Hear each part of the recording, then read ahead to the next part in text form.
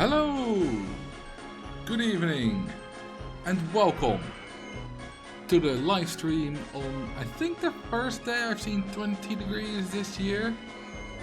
The warmest day of the year so far. Probably, unless I did not pay close attention on other days.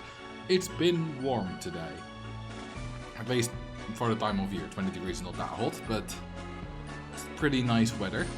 Welcome, Mr. Twaddleford, Mads, Mellow, Major Geeks, Lumpy Space Prince. I love that name. Lauro, King of the Railroad, Marley, Mr. Vedros, Agent Zero, Reckless Triss, and anyone else who is currently watching. Also, welcome to the people who aren't watching, which I guess if you're just listening, which I think quite a few people do. Quite a few people just turn on streams, don't bother watching, just listen to them. Do the same with YouTube videos. I know that because I'm guilty of that. Not so much with streams usually, but with YouTube videos. Or I might have them on my second screen and only pay a little bit of attention, but have most of my attention on my main screen. Which could be whatever. In my part of the world, the warmest day so far is likely going to be this coming Friday. Well, I know your part of the world is the Uk. Depends a bit on where in the Uk, but if it's hot in the Uk, it's probably gonna be hot. Well, warm here as well. Well, not guaranteed, but we're reasonably close together. Not quite backyard, but let's say opposite side of the, opposite end of the street. That's me right now. I'm outside gardening and not watching.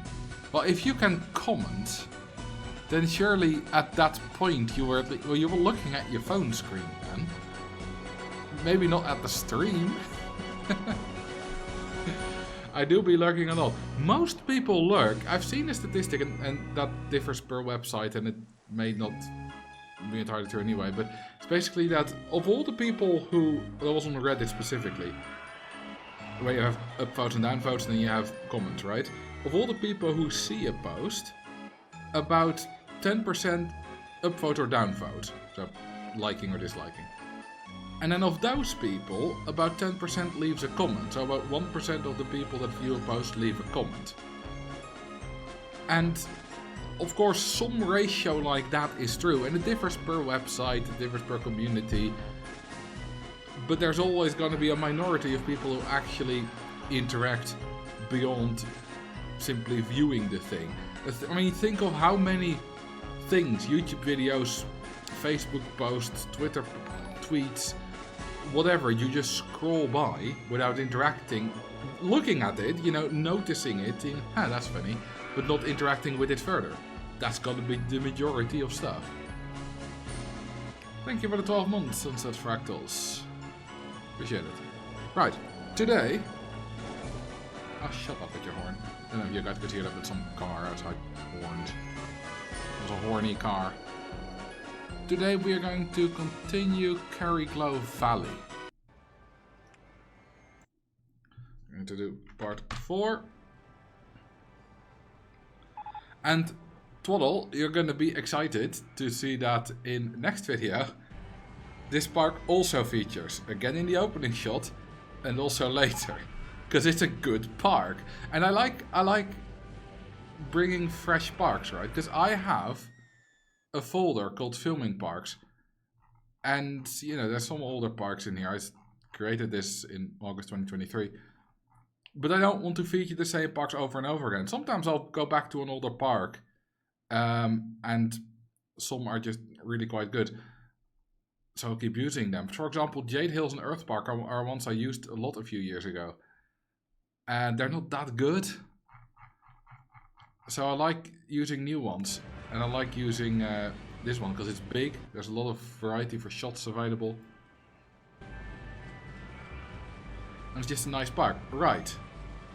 For the uninitiated, we need to pay back the loan, which started at above 2 million. But we paid back a lot of it. We started, well, the first we can scroll back is a loan interest of 2.1 thousand. And now we're at 1.4 thousand, which is significantly less.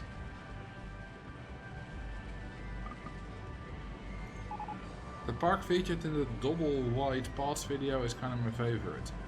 That would be the title sequence park, right? I mean, there's multiple parks featured in it, of course, but I heavily featured the title sequence park in it because it's pretty much the only park I built that has double paths almost everywhere, and it worked wonderfully well. So yeah, I'm very happy with that. For the people who don't know, and that is this park, which is actually in the current title sequence for OpenRST2, somewhere in the back. I created it for that contest. And it's gonna feature again in next week's video. I'm working on multiple at the time, it's sometimes a bit hard to keep track, but yeah, with all these double paths, it made an excellent... Like, I did a whole thing here. I think this wasn't even built yet then, I think I was still building it. Or I used just an old version, but with all this I showed a lot of junction stuff, which works particularly well.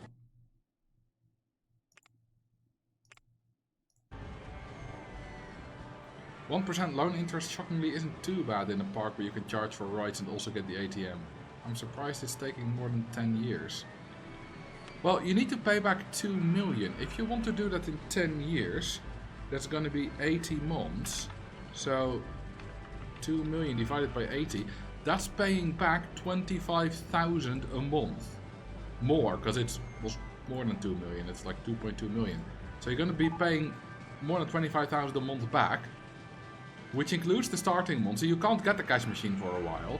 You also have all the expenses of building a park this big, staff wages,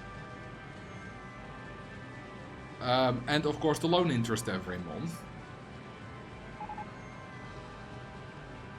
So yeah, paying back 20, I mean even these months, I'm making 46,000 profit, but I'm still building a park, of course. I'm not just letting it run. What's the last thing we got?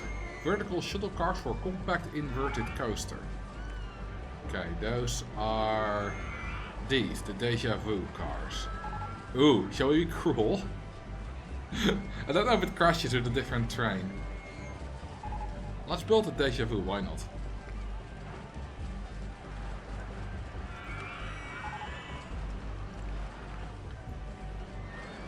I like it.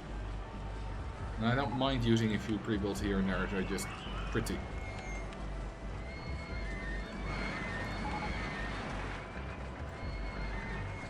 We're advertising Nestle Corporate HQ. I haven't got a clue which ride that is.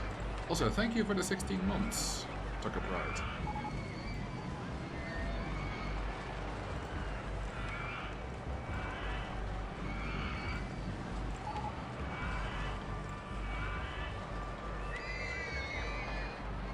We will get the polar train. Have you just enabled everything? Just as a question. Wait, we don't have a crooked house yet. Or do we have one and did we rename it?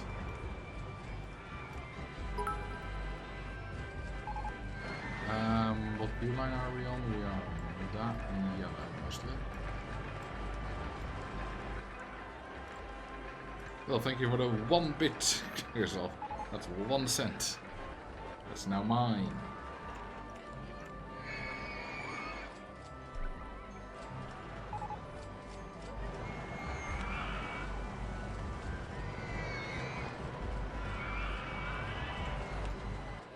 Flying saucers 4 already.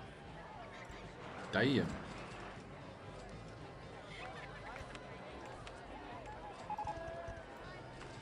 I'm gonna do another pro gamer move. I'm gonna put another bunch of exits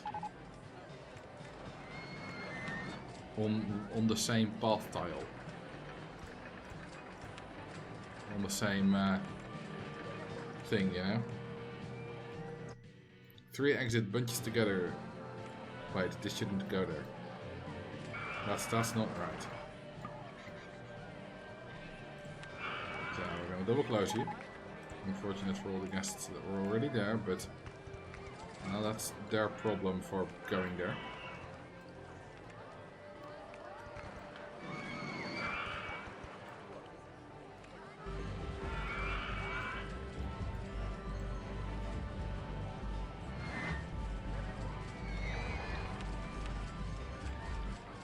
Now there's way too many guests walking into that queue line. So naturally, we block it off.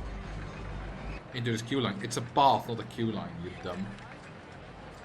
What happened to Mr. Duck? Who's Mr. Duck? I do not remember. I need to put some scenery here. How about some dinos with some bones in between on some red terrain.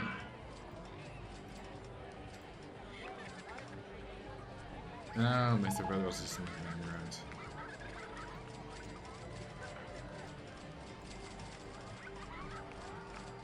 And here we can put a totem pole, a totem pole, a totem pole. Thank you for the 15 months mystery mission. Look at that, we have cool bins. These are totally Wild West litter bins. Taken straight from the wildest and the westest bits of Germany. I'm pretty sure I forgot to put benches and bins on like half the path. But we might as well put them here. I mean, that doesn't have any. Okay, so today, a pretty significant change, I would say, got made to OpenRCT2. If you don't sell maps, that is. It's a change because it's a bug fix, to be the same as vanilla. Because if guests have maps, then they will not specifically head for any rides they have already ridden. But after doing some research, I realized that that's not just the maps thing. They never go for any ride they've already ridden. They can stumble into the queue line, go on it that way, but they will never specifically head for a ride they've already ridden. And OpenRCT2 only did that if they had a map. So that's now changed. I fixed that bug.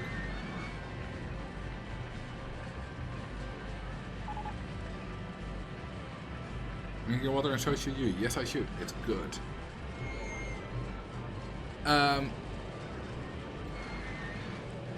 So that's been fixed. Now they can still head for a ride immediately again after having ridden it. That's a separate thing. But you know, if they're just walking around, then they will not head for a ride if they've already ridden it. Was it a bug or a feature? It was a bug. The code even, I think, kind of commented. I think it still does. Hang on. Because I didn't change any of the comments, which probably should have. Let's see. Find best ride. Go on.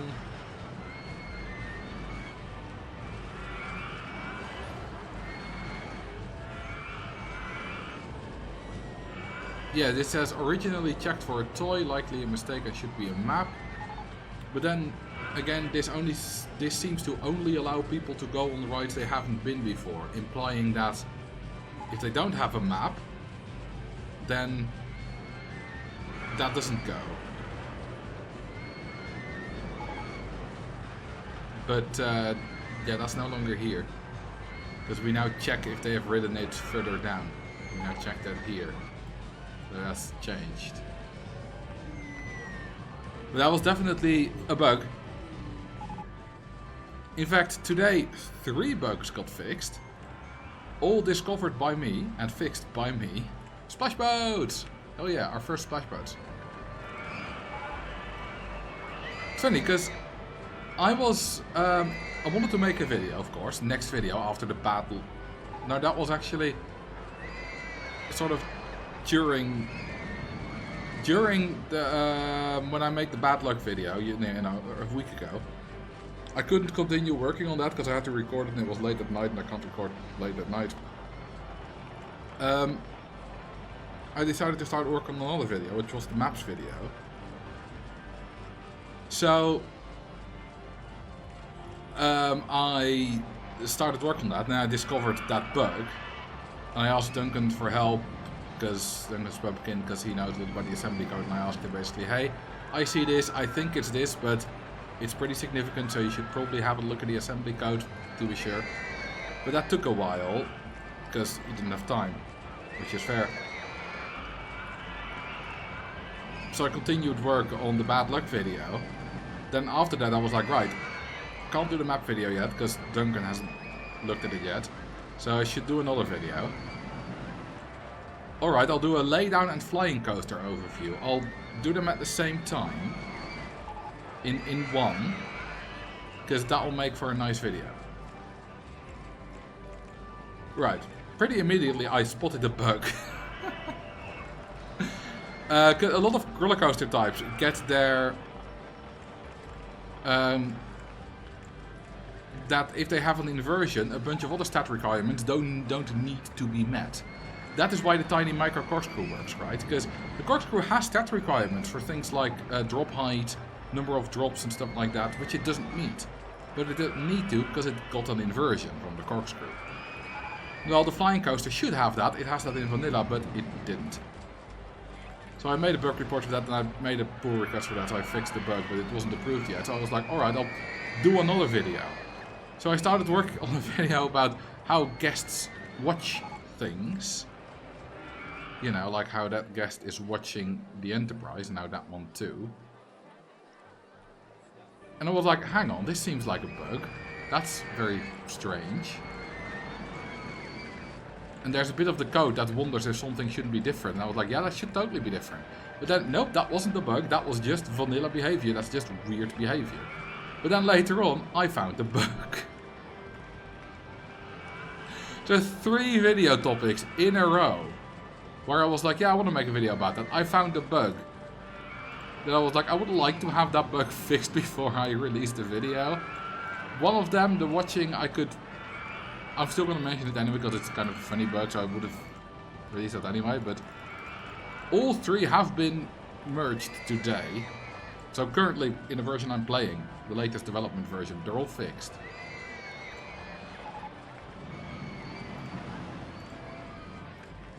And then, for the Google Coaster video, I needed 3 bugs fixed for just one video.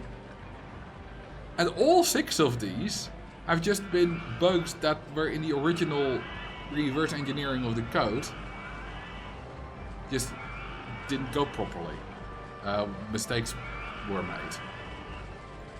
So this year, due to my videos, 6 bugs have been fixed.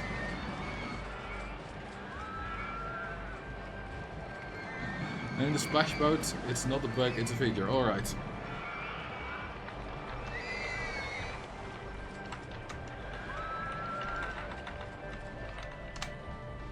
There we go.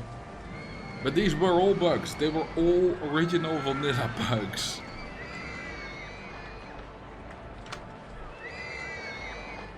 I'm gonna guess 17. I want to kind of do the... Well, I want to do the 3rd one down, so let's do 15. Oh, it doesn't have stars yet. Just need to wait for it to finish testing then.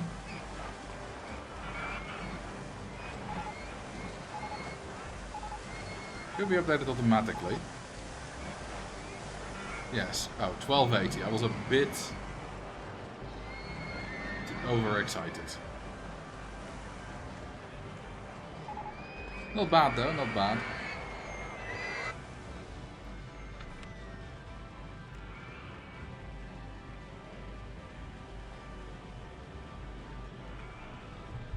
What kind of a bug? Ant, beetle, ladybug? I don't like ladybugs.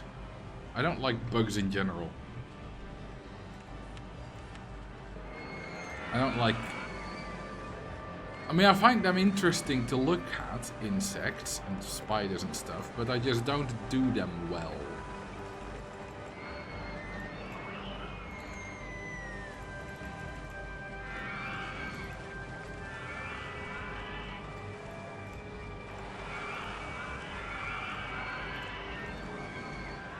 just not my kind of animal.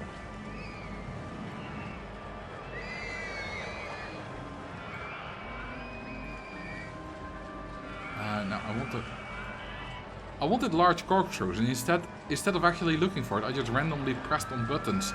I guess hoping that I would find it. That didn't happen until I started properly looking for it.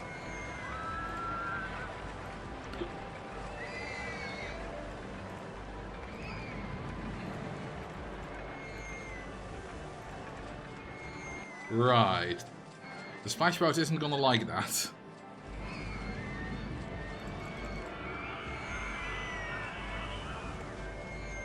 Okay, you know what? We're just gonna do it like that. I'm not gonna make it green because there's already a green ride right there. You know, I realized that I tend to underuse red for my rides. Because look at it. There's a green ride, there's a green ride that uses green. And orange is always plentiful. Purple is definitely the most plentiful usually. But I see kind of red feels to me like a very default color. And I've kind of overcorrected and that I'm not using red at all.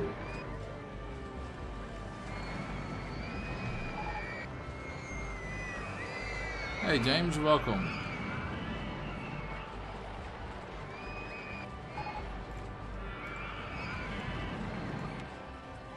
And I generally seem to dislike any default color schemes.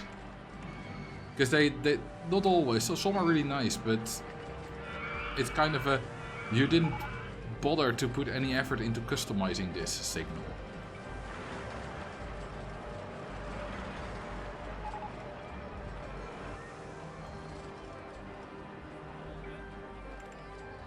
Well, that never crashed. Just disappeared out of thin air.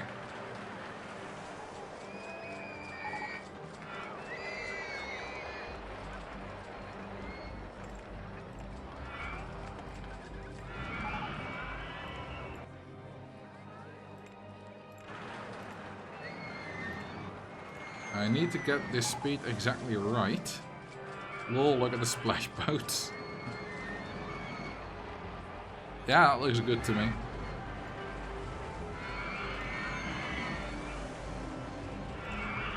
Looks good enough to me.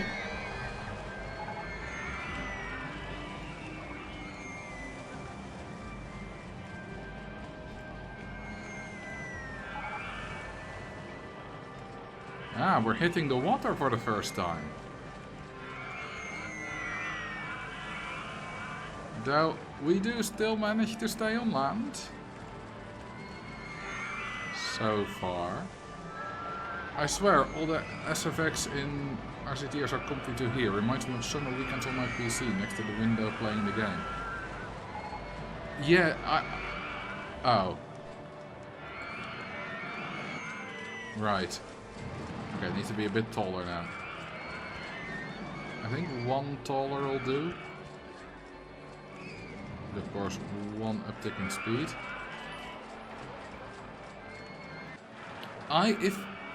On sometimes, certain situations, I can also get the nostalgia.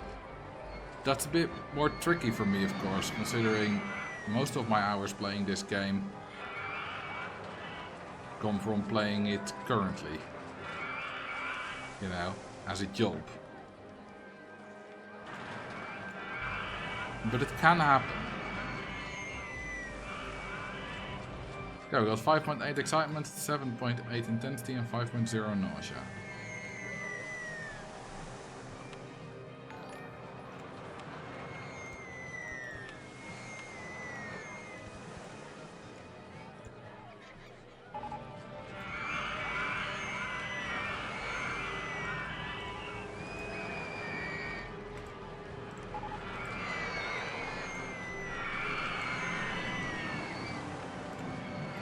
Why not some Egyptian lamps? Egyptian lamps and panda bins, name a more iconic duo.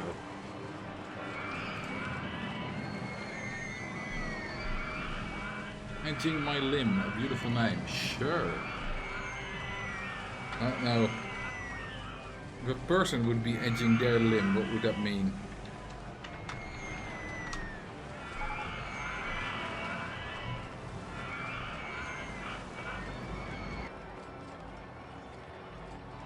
The more guests there are on there, the more dangerous it is.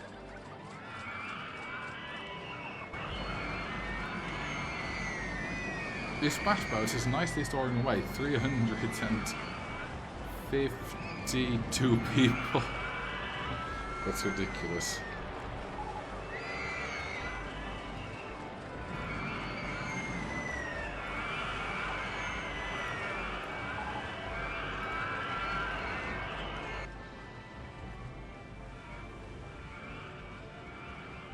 Yeah, we should do some more stalls. How about a beef noodles stall? A coffee stall. A soft toy stall. A kachelmachine. A toilet. An info kiosk. And because it's a limb coaster, a first aid room.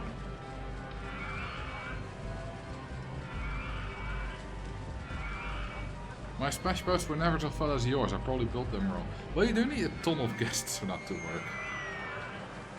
You know, this thing has a throughput of nearly 5,000 an hour.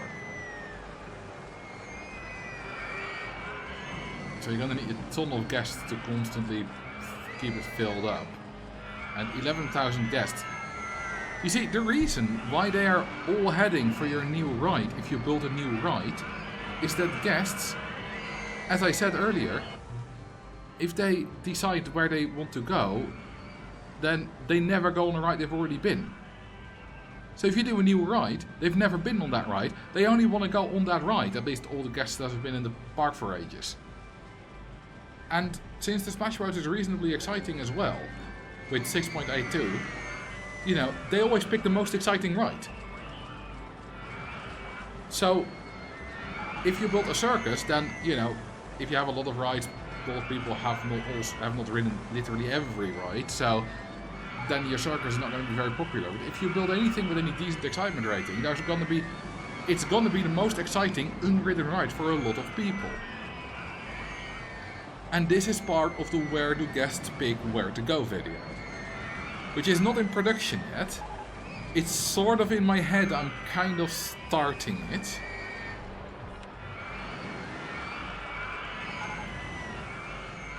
But then again, there are a lot of videos that I'm sort of kind of starting in my head. Hang on, you bought a light blue balloon, you shall die.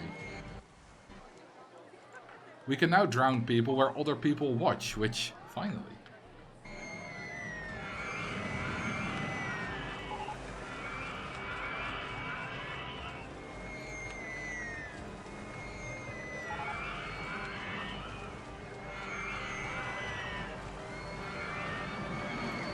How many peeps in the queue for the boaties?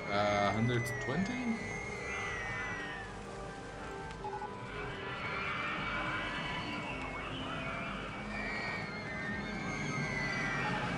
90.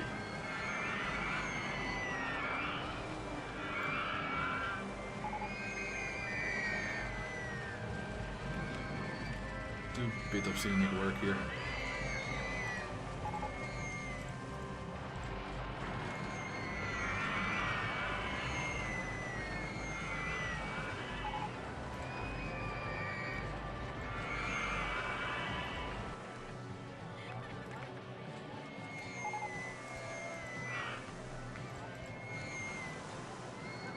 Did you know that you can do that? Even though they look like they take up an entire tile, you can build two of them on the same tile. These are half tile scenery pieces. It took me way too long to learn that these exist. And there are a few more of these. I think maybe some diagonal stuff. Hang on, can you do it with this one? No, that won't work. But I do believe there was like one of the kind of standard wall-ish things in this bit. And I would not necessarily remember which that would be. But yeah, there were like 2 or 3 or something.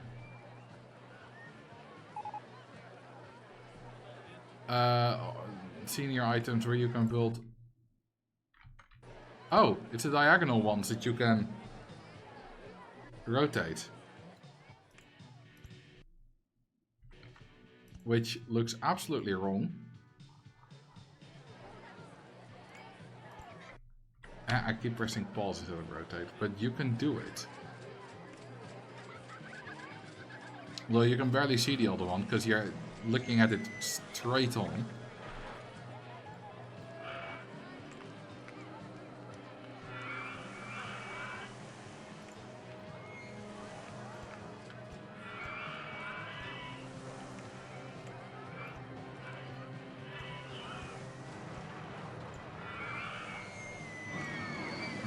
Nice big fern. Carrot, same thing.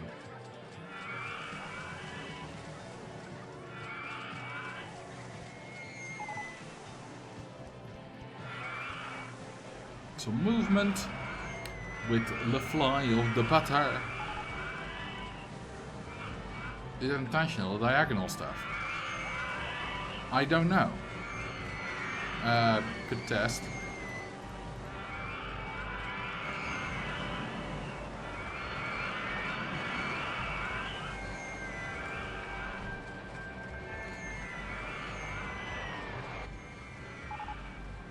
Oh, we have 172,000 again.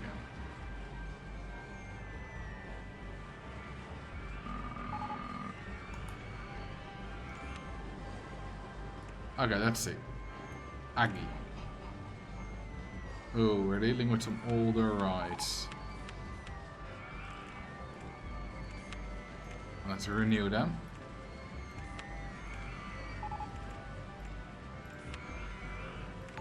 Hi Max, welcome.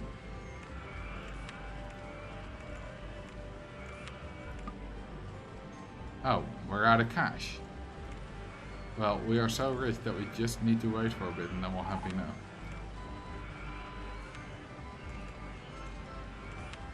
Just fast forward slightly.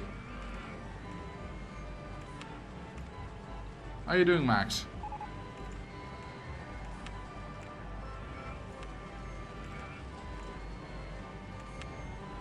Okay, I can still refurbish against the massive income that we have. Not quite quick enough that I can just refurbish at maximum speed. With flat rides it probably is. But when I try to refurbish an 18,000 euro, well, spend 18,000 euros on refurbishment. You're alright, you? Yes, I'm quite alright. I've been working very, very hard on several videos. I'm gonna shoot another video out tomorrow. All about how maps work. God, I should put a Mapman reference in there. Like, it's not complete without a Mapman reference. I just realized. And there isn't one in it yet. It's not closed yet. Closed it and reopened it.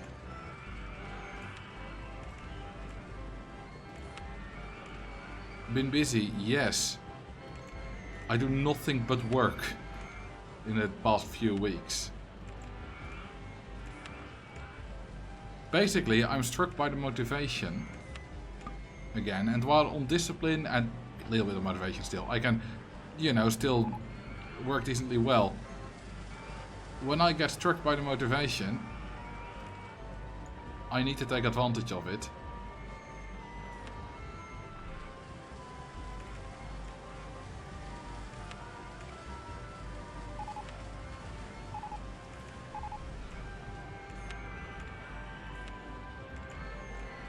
So that's what I'm doing right now. Because the maps video should be done tomorrow. Then I've already fully written a video about guest watching, you know, when they watch rides and stuff, fully researched and written.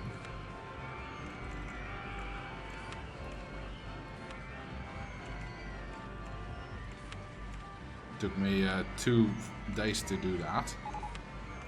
Yesterday and Monday.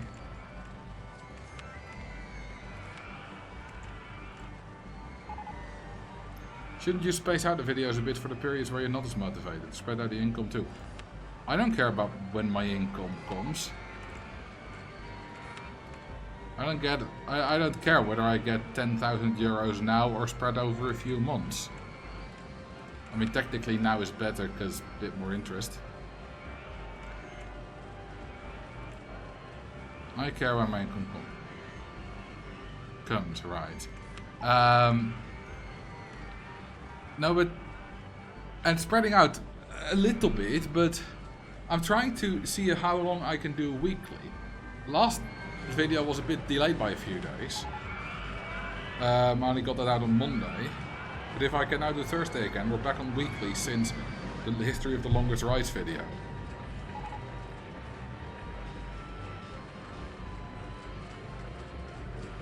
At some point, which might be in a few weeks already, who knows, I will stop doing weekly again. I don't know when that will be.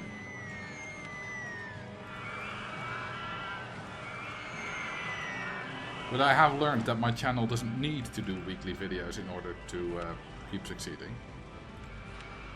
So I can do them while I can, and if I then can't anymore, that's fine. Of course, if I'm gonna make like a 40-50 minute video, yeah, that's not gonna be finished in a week anyway. That just takes too much time. Especially if I make like 2 of them in a row. So I might just also just pick videos that are too big.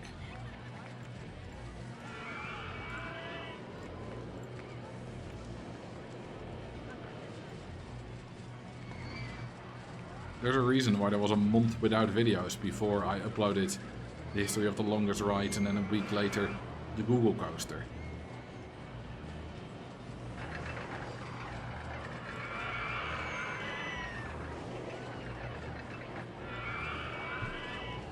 One thing I've noticed about the Flying Saucers rides is that they seem to lose reliability really fast. Correct. There's no ride in the game that loses reliability quicker than the Flying Saucers. Let's see what's currently the least reliable ride.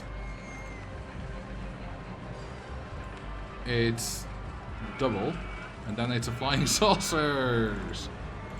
Okay, but Double is in reverse incline mode. That doesn't matter for reliability, it only matters for operating costs, I think.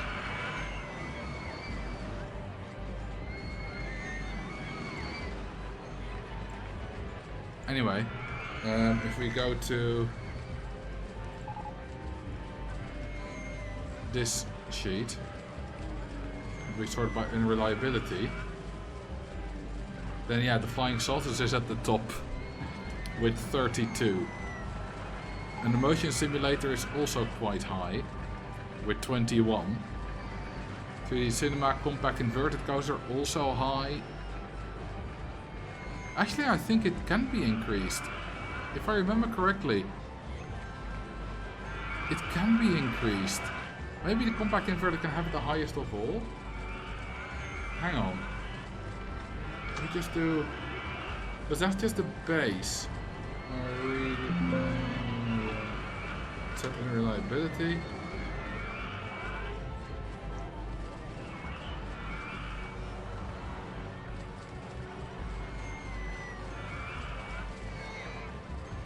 Because there was something that increased it. Yes.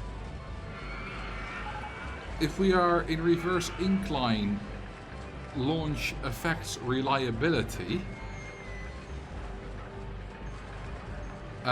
Which it does. For the compact inverted coaster, you get 10 extra in reliability. And what's the chain lift speed at? 9, that's the fastest. So then we get another 4 in reliability. Because that's here. And no wait, that's running speed. This is the lift hill speed bit. So that's plus 14, so you get 35. And I do remember correctly, I think I do remember that 35 on the compact inverted coaster was indeed the highest possible. So, assuming that I remember that correctly, that means that Deja Vu literally has the highest possible unreliability Well, no, not Deja Vu. Double. Deja Vu has the lowest lift hill speed, but Double and Penetration as well both have the lowest possible, or highest possible unreliability. They lose reliability the quickest out of any ride in the game. The reason their reliabilities are a bit different is that when they break down is of course random and you get reliability if you get fixed, but also the amount of reliability you get when you get inspected is usually higher than what you get when you get fixed, but it's also random. So that's why they don't keep the same reliability.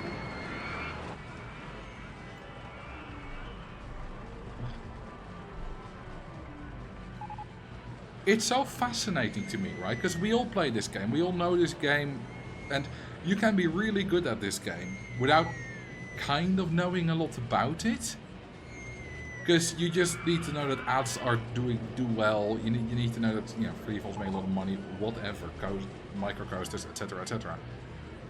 You can achieve really amazing results without kind of knowing anything about it. But when you go deep into it, there is so much crazy stuff. It's ridiculous. It's absolutely ridiculous. Like the unreliability, which affects how fast rides lose reliability. Or the fact, and have you ever noticed this? It's built a Colosseum. Let's now wait for someone to take a look at it. Which shouldn't take too long.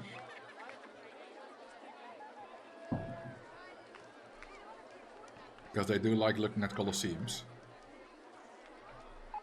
There we go. Look. Oh, he's gone again because he got a lot of energy, only stood for a few seconds. There we go. Oh, they got a hat. They're not doing it. I need someone without a hat. And apparently also without a balloon. And without... Yeah, look. That guy is looking up. Because it's a tall object. Then they're looking up instead of straight ahead. But apparently only when they don't have anything on them. Because there's no sprites for looking up with a hat. There's only sprites for looking up without anything. But that's amazing. If it's a small thing, they will look straight ahead. If it's a tall thing, look, they will look up. There's a difference there. Like, that was programmed by Chris Sawyer.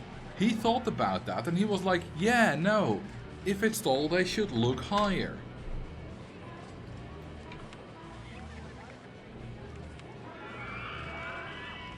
You know what they also like to look at? Rockets. That one. But they can't look at it because it's blocked by the Colosseum.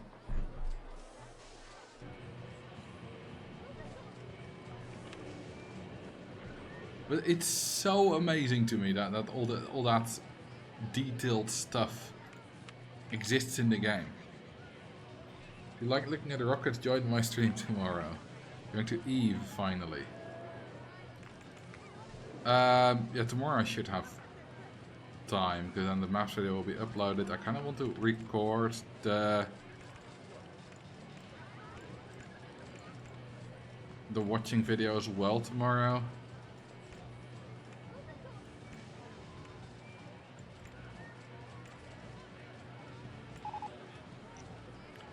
I need to create looking sideways prize, then contribute guests walking into other people while looking at scenery. For validation reasons. Nice.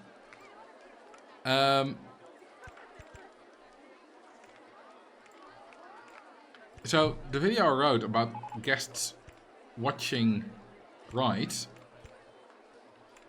is 20 minutes long. It's insane.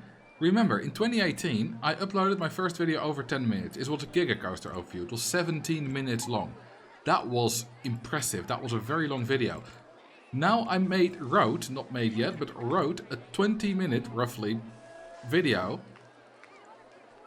about how and when and what guests do when watching scenery or rides like these few guests. And I did not drag it out. There is literally that much to discuss. It's insane. Reckless Trace, are you still here? Because I have something to tell you about that.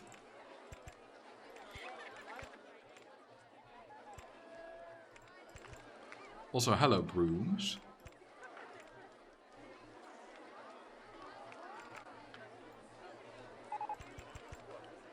Should put some special elements here.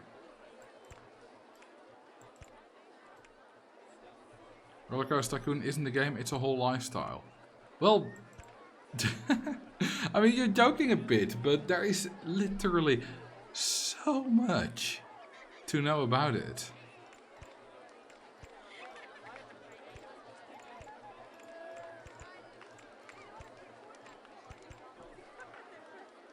Do you have a video yet on which scenarios from the games and expansions are the best? No, I do have a video on one scenario I hate and another one which I think is the worst. But no, I do not have. I also have a video on which scenarios I think are the hardest, although that's only base game. But not on which I think are the best.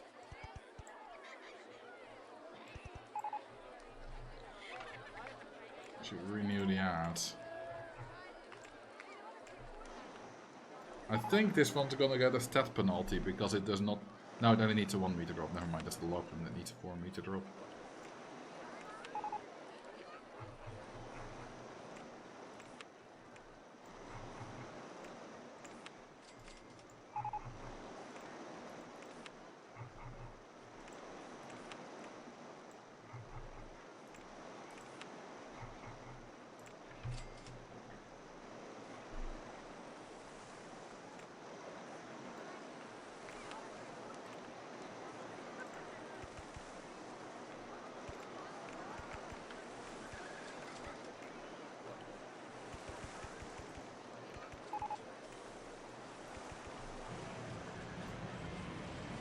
Hi sir, I went to Disney a month ago for the first time in 30 years and came back to Rollercoaster Tycoon since then. Already 35 hours in the game, let's go.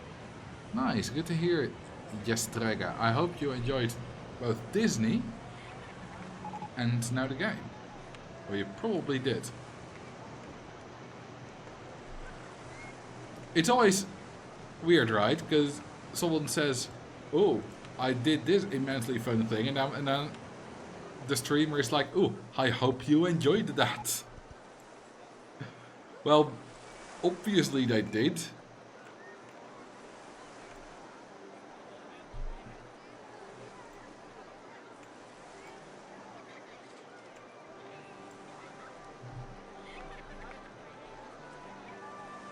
Not me rewatching some of your vids when you go live. Wait, when I go live is when you rewatch some of my videos? Specifically when I go live. It's like, he's live, I need to watch videos of him, not the live stream. Is there any particular strategy behind which ride stall you advertise? Nope, I don't give a crap. Also, advertising does not have any effect on any guests that are in the park. What advertising for a specific stall does is it gives the guests, oh, voucher for free funnel cake. I did not expect this guest to actually have a voucher. This is not near the entrance of the park. There are several, but it's near none of them. But yeah, you give them a voucher for free funnel cake. Doesn't do anything else. It doesn't even make them prefer funnel cake stalls. It just, if they happen to at some point randomly buy something from a funnel cake stall, they have a voucher for it. And otherwise it just, what all ads do, it spawns guests at a certain rate. Some are stronger than others, of course. And the ones for rides make guests, as soon as they enter the park, immediately head for that specific ride. But only guests that are spawned from that advertisement. And of course, if it's for free rides, they'll have a voucher as well. So any guests in the park, it doesn't have any effect. It only affects guests that specifically spawned from that ad.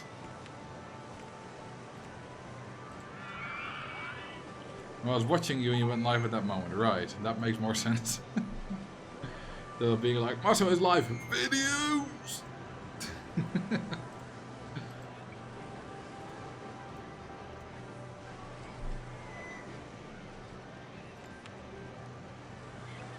I find free pizza gets more guests than most other food stalls. You find that you have noticed a pattern once or twice and attributed it to the completely wrong thing.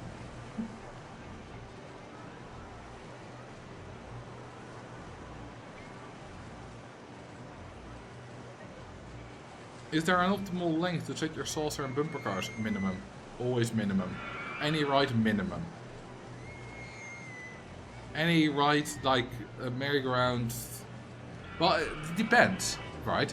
If you're charging for the rides and want to make the most money, minimum, always. Because if you go from, oh 9, yeah, that one starts at the minimum. But if you go from, 6.2 excitement, 1.1 intensity, and let's see, you can charge,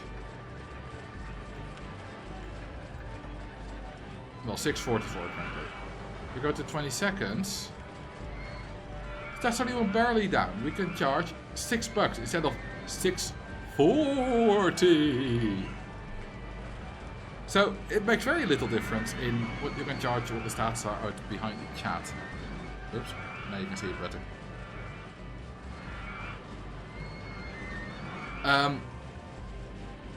So yeah, always minimum. The throughput is always worth it. Now, if you're not charging for the ride, if you're charging for the entrance, then throughput doesn't really matter all that much. And stats might matter more in like making guests go and stuff. If you have higher stats, or sometimes lower will help too. It's more. It basically doesn't really matter. Although, you know, guests do get happiness from riding rides, so getting them through the rides quicker will give them more happiness. So there's that. So it's good. Shorter is probably still a good idea if you're charging for the rides, charging for the entrance, sorry. Although storing guests in a queue line is also a strategy for getting guests off the path to combat overcrowding, in which case you want a longer ride time. There's variables. So they can come in with a voucher and then leave without having used the voucher? Yes. Like entering a room and immediately forgetting what you came here for. Not really. Because the advertising for free food, right? Let's say you see in the newspaper a voucher for free burger at Six Flags Iraq. And you go to Six Flags Iraq. And then you don't immediately go for your free burger. You just go on rides and plan to use the voucher whenever it's time to get food.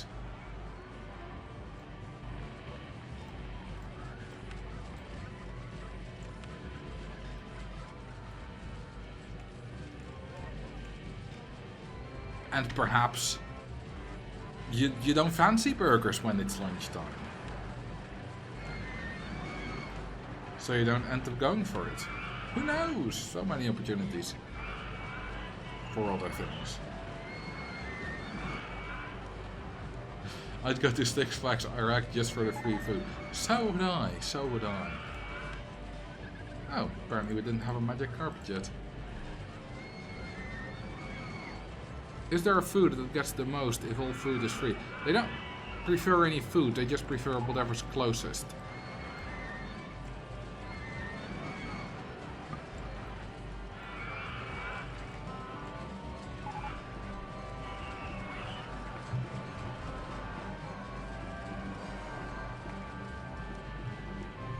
For some reason, I found that no one wants to ride the scrambled eggs in RST1 if the ride duration is under 15 rotations.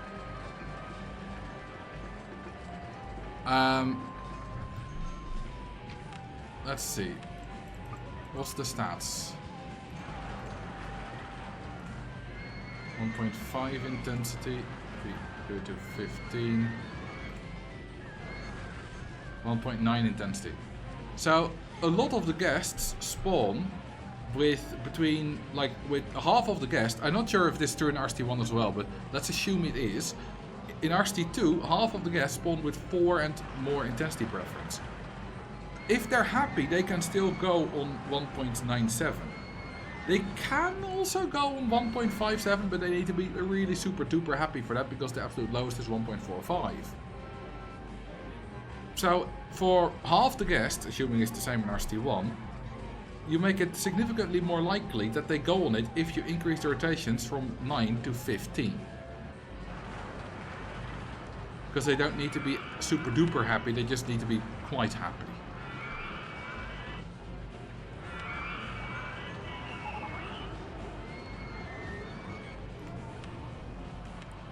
But yeah, there's a reason for everything. And sometimes that reason is that you just got it wrong. Not this time, probably, because it seems like there's a logic there. But it happens plenty of times that people are like, this is how the game works. And I'm like, well, no. Just, sorry, but it just doesn't.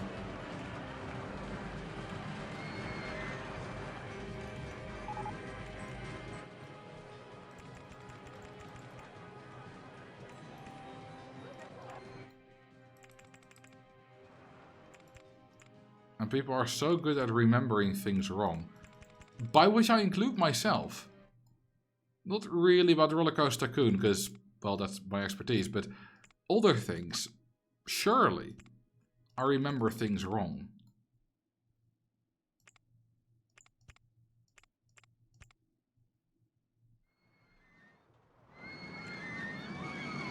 I mean, I can come with an example. I'm very big into speed skating, and at some point, I very clearly remember there was some Polish skater that started incredibly quickly on the 5K. Bunch of 27 point something laps. But that just never happened. I most likely confused that with when Danish Yuskov did that, a Russian skater. You can see where the confusion comes from, but I would have been sure it was a Polish skater.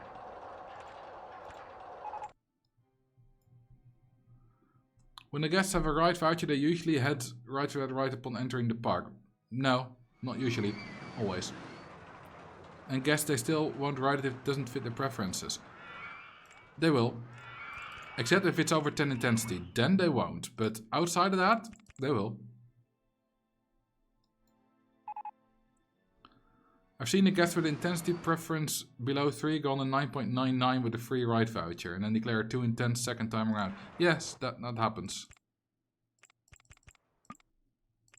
I mean, I even showed a guest with like under 3 probably going on an over 9 intensity ride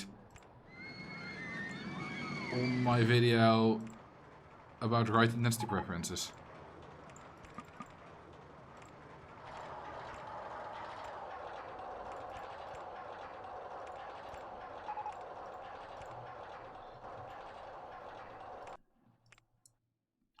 A voucher will override their preferences. Yes, because it just makes them head for it. And then when they arrive at the queue line after heading for a ride, there is no preference check anymore.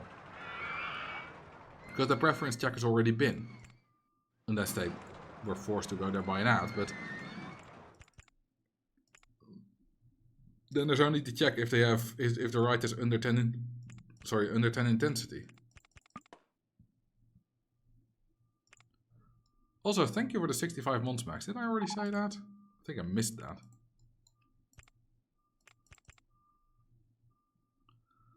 The preference check is not at the start of the queue. It can be. Like, if they decide to head for the ride, then not. But, because then it's when they check if the ride is good enough to head for. But if they randomly stumble upon the queue, then it is when they randomly stumble upon the queue. You know, if you want to know all the details, because I will not remember everything perfectly. If you want to know all the details, watch my video on ride intensity preferences. Because I'm not going to remember them exactly perfectly. I'm pretty sure that what I just said is correct, but I'm sure I saw that video. I saw all your videos.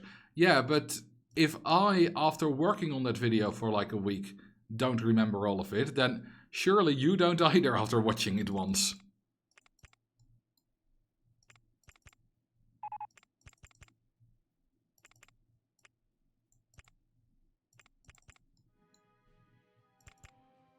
Oh, I'm back here. I legitimately did not know that I was back at the start. I thought I was still in the middle of the forest.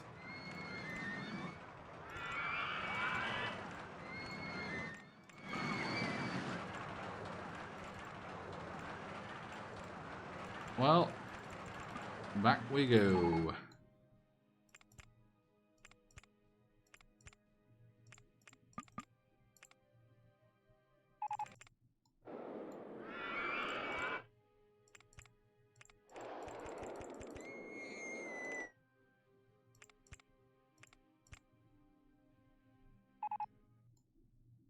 Yeah, the slope returns do exist, but the cars don't have the sprites. So they are locked behind a cheat. The enable all drawable track pieces cheat.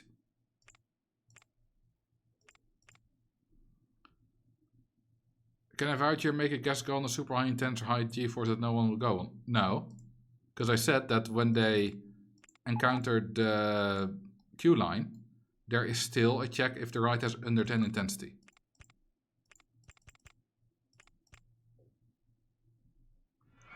Which is a bit weird, because guests can go on rides above 10 intensity.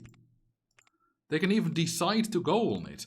Because guests, you know, their intensity preference check is, it's limited to 10. It can say like 4 to 14. It can say that. Or no, 3 to 14. You can get something like that. But that's still limited to 10. But then you get the happiness extension, which is 2.55 at most. So then you can get up to 12.55. But when they start heading for the ride, they can head for a ride with like 12 intensity. And then when they arrive at the queue line is like, is this over 10 intensity? Yes, fuck off. So, but then when they randomly stumble upon the queue line, they only do the regular intensity check. So they're like, well, I like up to 12.55 because I'm fully happy. Let's go, baby. And I showed that in the video as well. There was a bunch of people heading for the ride. They were like, nope, too intense. Then they came back, but the second time that they encountered the queue line, they weren't heading for it. They just randomly stumbled upon it. And then they were like, yeah, looks good to me.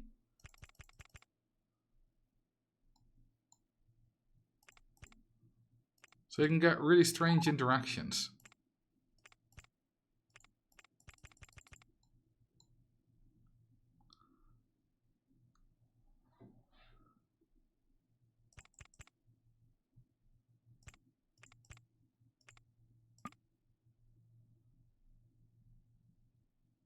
I don't know if this is the internal logic, but it's almost like working up the nerve to go on the ride.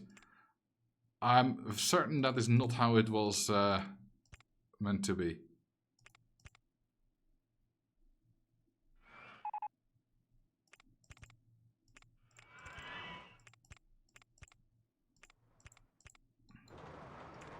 But it can kind of have that effect.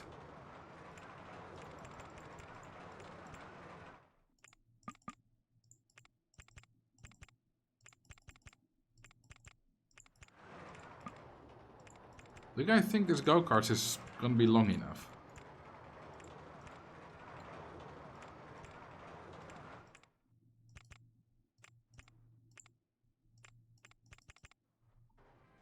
It's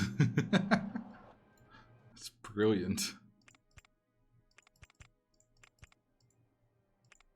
I'm gonna have the lowest throughput in the park, except maybe for that one Space Rings.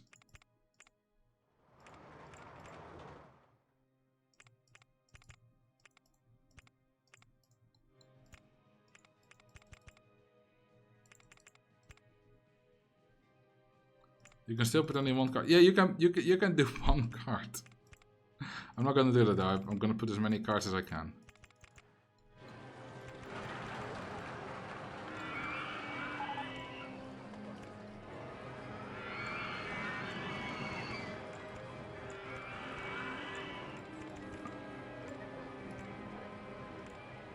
What's the maximum? The maximum is always double the amount of station tiles.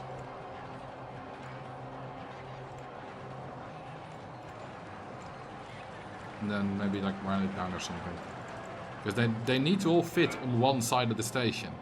In case they all happen to randomly arrive on that side. It's not gonna fit, is it? No. We'll go that way.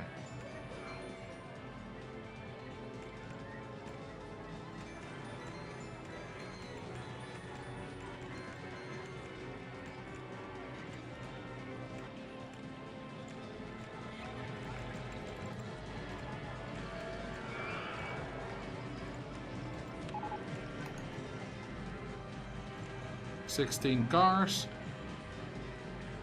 Yeah, 9 station pieces, 16 cars, that kind of makes sense.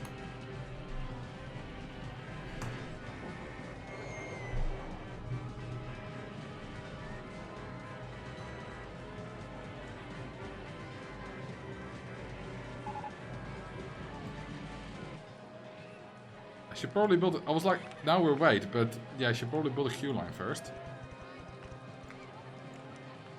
And I think queue line TVs won't be an unnecessary luxury. Go-karts with helmets. Yes, because it's the RST1 version. There's helmets there. What's your favorite scenario? Sherwood Forest. If only for pure nostalgia purposes.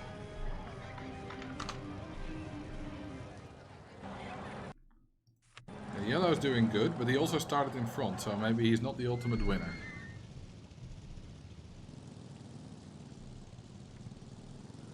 Helmetless variety of safety is available. Well, I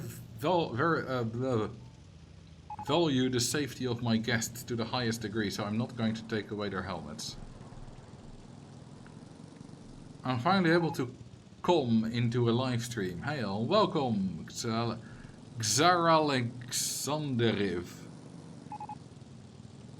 Or is that supposed to be Xar Alexander IV? The other option, no helmets, does that do anything? No, it's just the RST2 variant. Okay, green is faster, we're gonna follow green.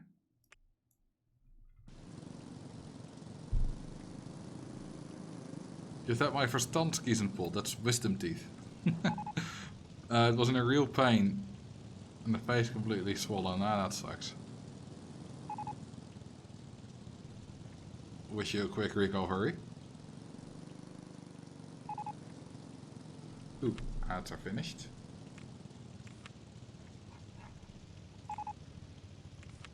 Red is quite close as well. Maybe red is the fastest.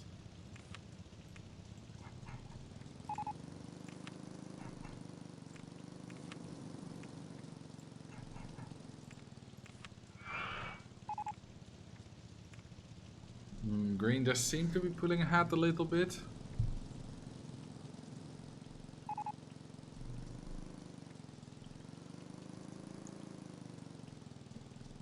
Yeah, no, green is definitely the faster of the two.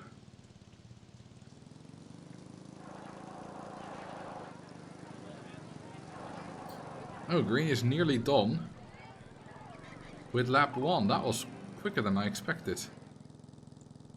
He's got 9 more to go and then a victory lap. Okay, we're not gonna follow... We're not gonna watch all of them laps. Watching one lap is enough. Imagine being on this go-kart, not only seeing the trees but also driving through the coaster. It'd be so damn cool. Yeah, it would be, wouldn't it?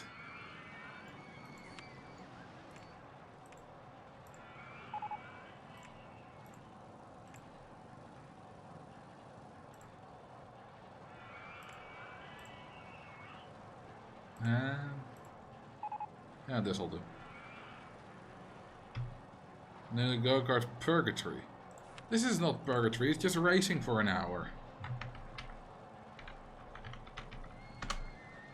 For some people would be purgatory, but you know what you're getting into. Well, not yet, because the stats aren't calculated yet. Imagine that, right? You're in a theme park, they open a ride, and they're like, how fast does it go? Yeah. You can go into the queue line though. We know nothing about it. We don't know how many G's it pulls. We don't know how long it is. We don't know how tall it is. But here's a queue line.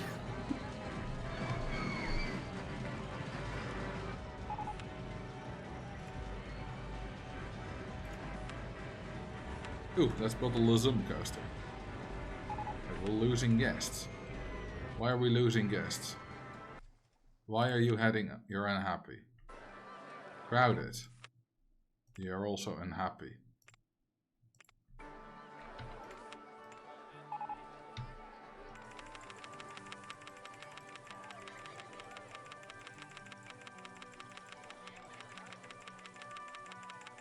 Our Steve Peeps are British confirmed. Well, yes, it was made by Chris Sawyer, who is very British. Well, I think he probably prefers Scottish.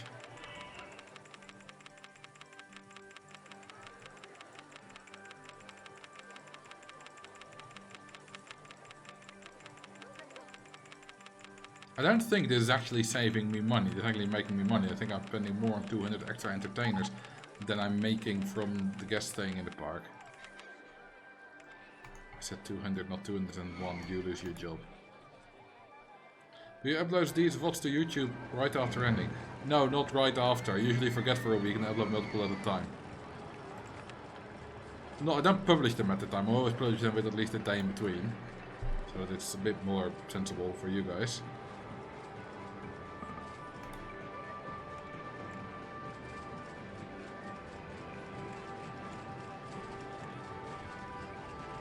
Ooh, we made 83,000, 84,000 in June. Isn't that nice?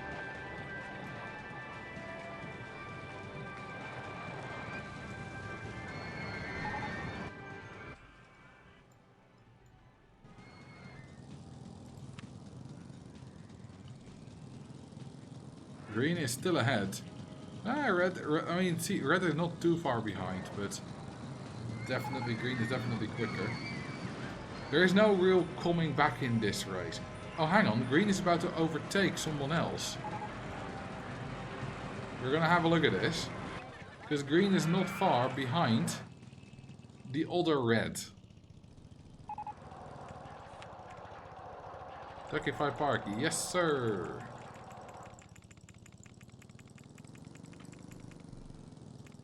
Okay, we can't see the other red yet, but green is not very far behind.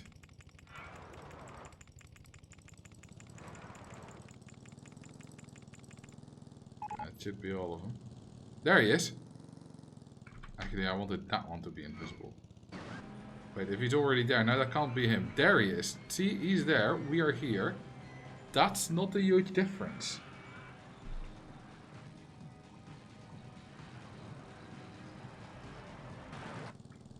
That gap should be closed relatively quickly. There's all the ducks.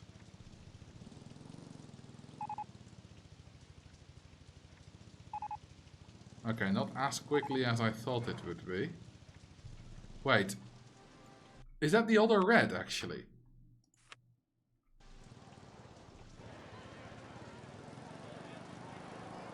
Is this one in... No, this one's slower.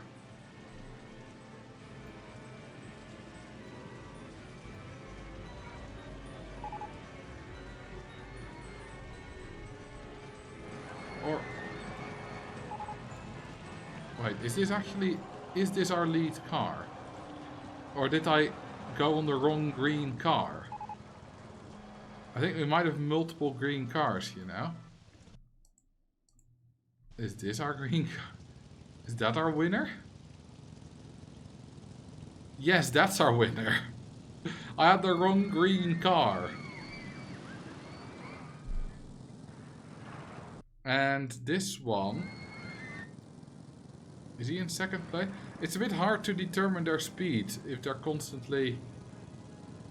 No, they're not in second place. No, that one's just been lapped a bunch of times. Well, once probably. Okay, so this is our green. And he is actually going to lap someone.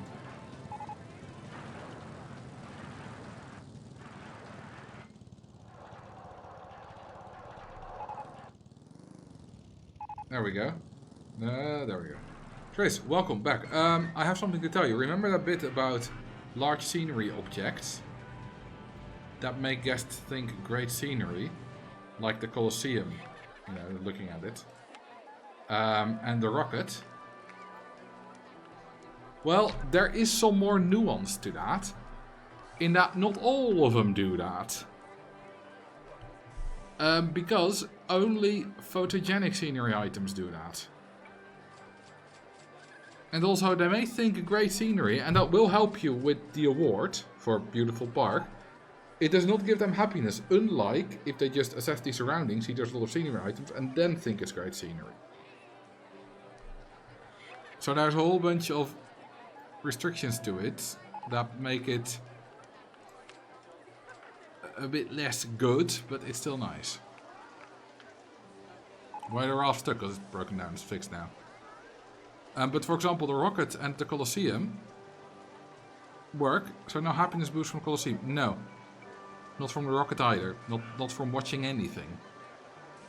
The happiness boost from great scenery only comes when they just are standing somewhere and be like, what's my surroundings like? Flower, flower, west, flower, bed. Enough, enough, enough. Yes, enough. Great scenery. Woo, I'm happy. That's... doesn't have to be flowers, can be anything. But also, not all scenery items will make them look. First of all, they all have to be large scenery items, multiple tiles. The pyramid and the sphinx make them look, but the colonnade does not. Similarly, the pirate ship makes them look. The tavern does not. Neither does the town hall or any urban theming stuff. The pagoda, the big one, does. So does the Ice Palace.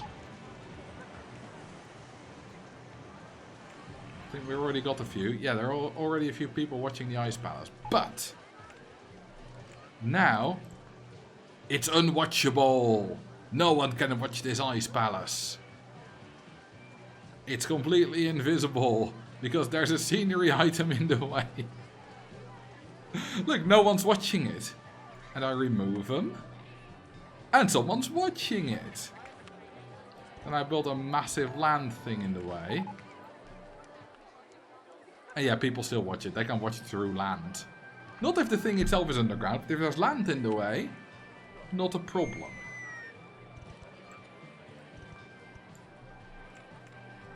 But also, look at this, right? This. Well, that's tall enough. They won't watch through that. They will watch through that one, because this wall is tagged as transparent. That's right. Certain walls are tagged as transparent purely for the sake so that guests can look through them when watching at scenery or rides. That's the only place that's used as far as I'm aware. Hang on, we can quickly check that if I just search the code for the opaque flag. It's actually named the wrong way around in the OpenRT2 code. It's named opaque.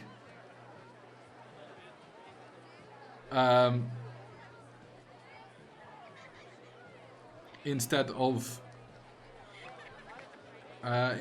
transparent. I should probably look at. So yeah, there's a whole bunch of results in the code. There's an opaque flag. Hang on, if I just go to guests and let's copy that flag. There we go.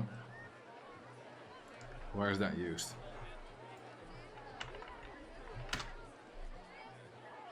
Wall scenery entry just is opaque. Wall object. And guest.cpp. Yeah, it's not used anywhere else. It's only for this.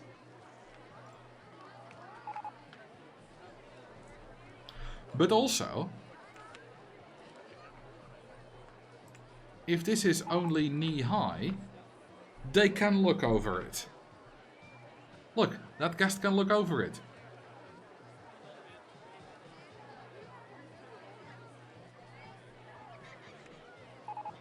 But honestly, this ship makes no sense because if we go to this one. Okay, I'll make this a bit of a clearer color. See all these walls? This gap is the smallest gap you can leave so that they can still see this scenery item. So there's kind of 3.5 units tall there in the red walls. Then it's quite a bit taller for blue. Even taller for yellow. But then green is less tall again. Because you currently see them watching, right? You see them watching. So these green walls are not objecting the view. But if I then put it on the other side, no one's watching. There, fine. Other side, no one's watching. It makes no sense. And also, you may realize that the top of the blue wall is missing there. Yeah, that's because even if you put it whatever high up, it blocks the view because of a coding glitch. There's a sign flipped around. Like a bigger sign, it should be a smaller sign. And that's not an OpenRCT2 mistake. I mean, I'm seeing the flip sign in the OpenRCT2 code. There's even a comment saying, shouldn't this be the other way around? But it should. But that's an original bug. Vanilla does it that way. Like, I created this bit in vanilla. With testing in vanilla. So OpenRCT2 copied all the weirdness directly from vanilla perfectly. It makes no sense whatsoever how any of this works. I mean, some things do make sense, but... And yeah, while walls can be transparent, scenery items cannot. So yeah, if you place like a flower bed there, that's gonna be game over. No one can watch it. That scenery, you know. Track, path, don't matter. It's only scenery that can block it. Oh, whoops. At least the OpenRCT2 devs realized it's backwards. Yes. And stuff, you know, some weird stuff like this may be changed in OpenRCT2 at some point.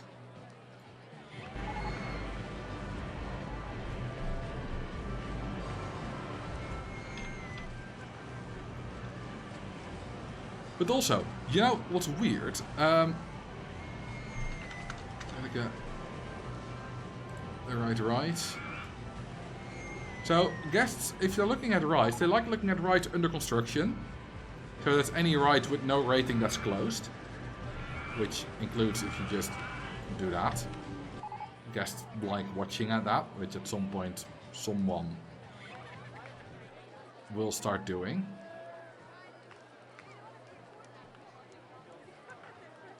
Right.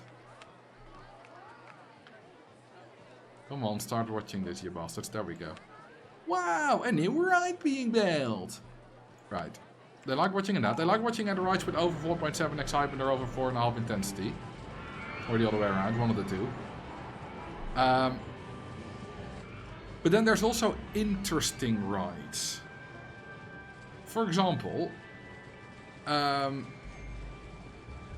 let's say a dinghy slide. A dinghy slide generally has a bit lower stats. Now, this one doesn't because it has excessive lateral G's. Whoops, I didn't know that. We'll see from that turn there.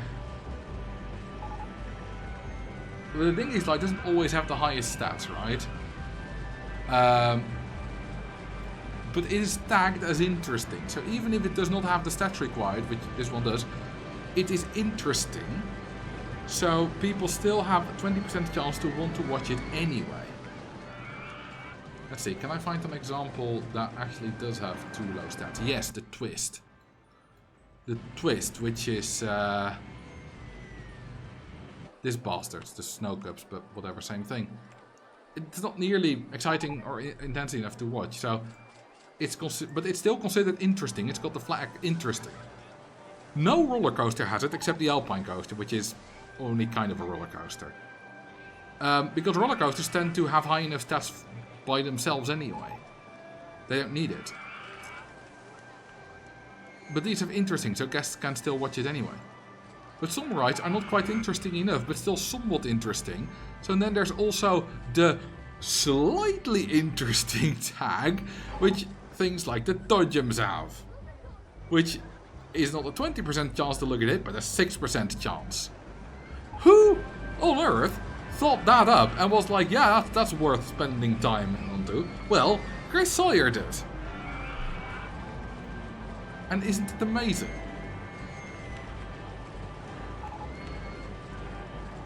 And there's also a bunch of rides that are just boring, like the circus. No one will ever watch the circus.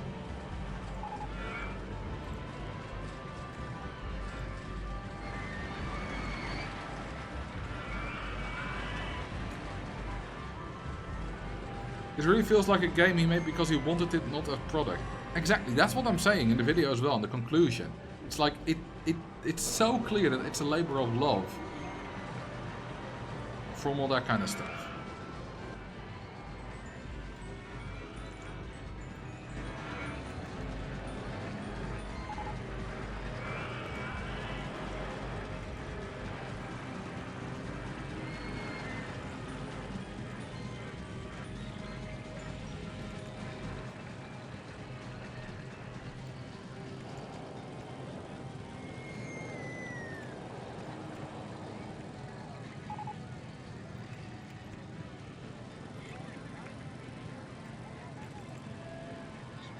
Like there's 107.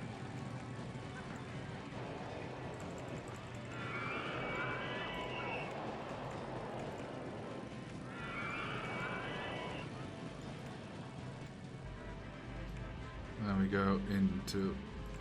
Oh, look at that. Isn't that wonderful?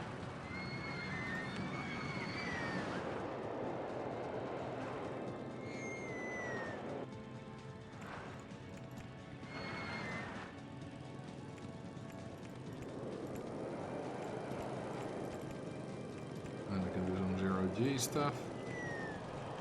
Large zero growl.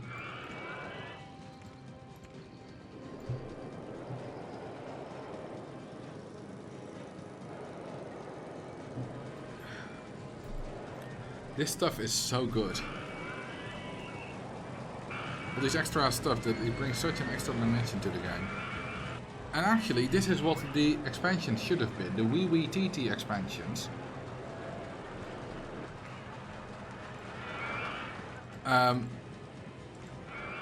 Are absolutely gonna be, actually should have been this, you know, lots of new rides and stuff. They're not, they suck.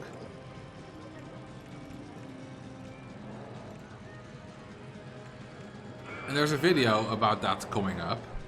Not anywhere close, months away, but I have kind of started preparing, working with Maggi. We're in the very beginnings of working on a big why Wee Wee TT are terrible video.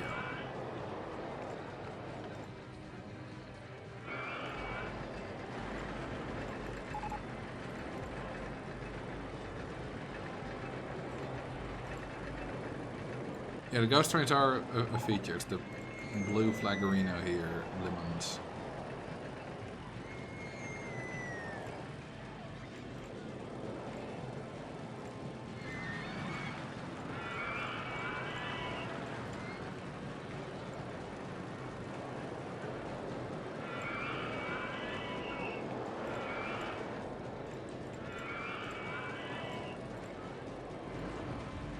It's a great feature.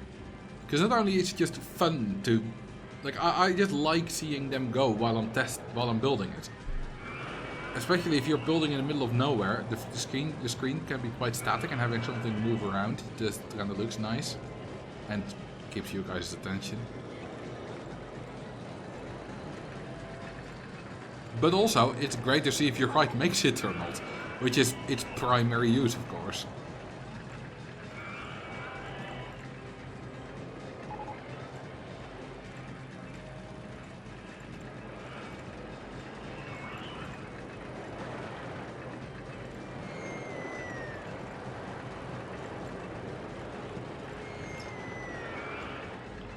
Okay, how do I get out of here? That doesn't work.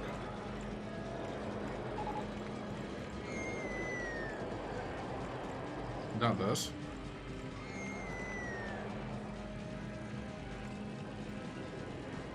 I've built myself in on this side. Which is fine, because I wasn't planning on expanding to here anyway. I mean, I could build like a station here and do another coaster here and fill that up and that will be fine.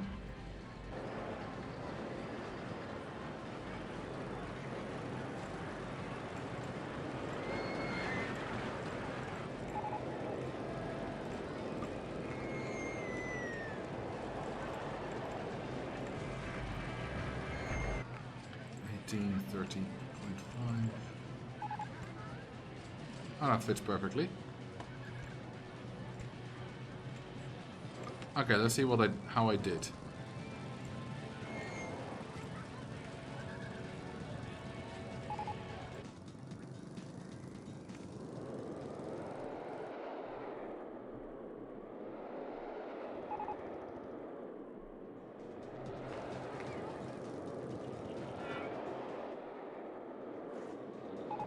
Went 69 kilometers there in that turn, nice.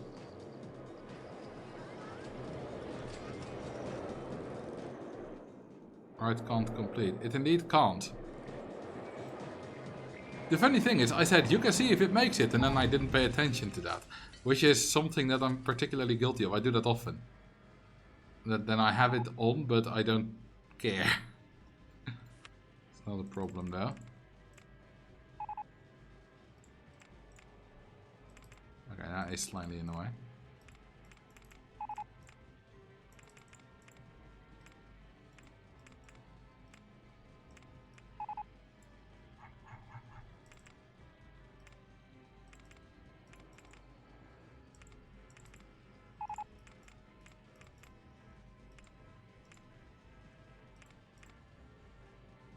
Hang on. That doesn't align. Not dull. Need to go down. Okay, that's weird, but whatever.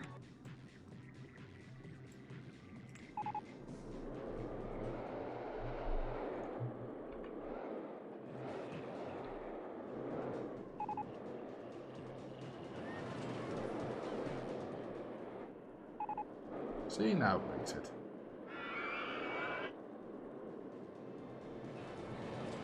Then we go at 70k an hour into the station. Very healthy, not dangerous at all.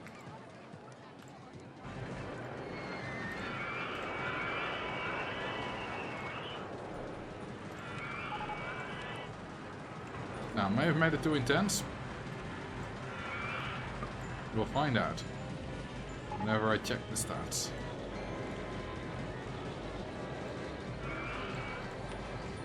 Nope, 8.33. I mean, yeah, it only got 10 drop for inversions, that's not a lot.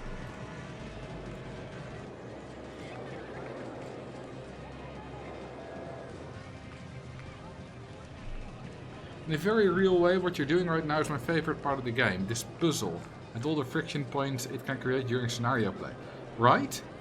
It's easy to gloss over, but solving the little issues like, ooh, it doesn't make it, how can I like keep everything intact and like just make a small adjustment so that it does make it. And okay, I've put boosters there, but oh, that suddenly doesn't align. How do I make that align? It doesn't feel like a puzzle. It's not a puzzle game, but a lot of those little things are puzzles.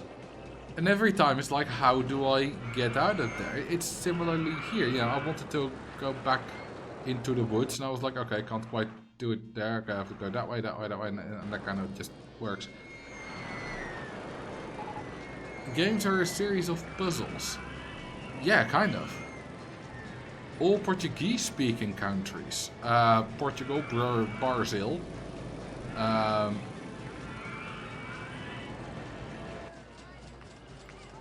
There's more. There's some African ones, of course. I wouldn't know which ones, though. I'm gonna say Congo Brazzaville. Maybe. I mean, not all games are a series of puzzles, mashed potato tower. Like, just a simple racing game like Mario Kart is not a. I don't think that's a puzzle in any way. You know, beat your opponent and just race well better than them. There are 9 total. Mauritius. The island. I'm gonna say that's a Portuguese-speaking country.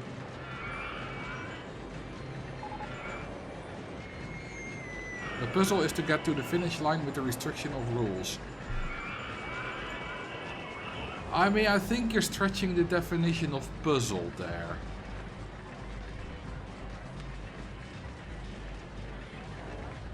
In my opinion.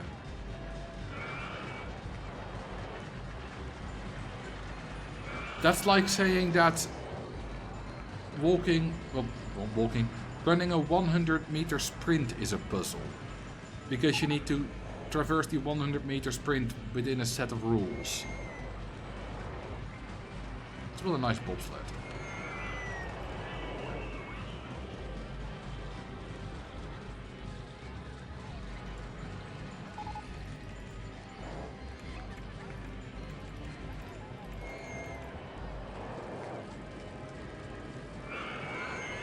Brazil, Mozambique, Angola, Equatorial Guinea, Timor-Leste. Nee, Timor-Leste, dat is naam man. Guinea-Bissau, Cabo Verde. I thought Cabo Verde, but I thought that was Spanish. But no.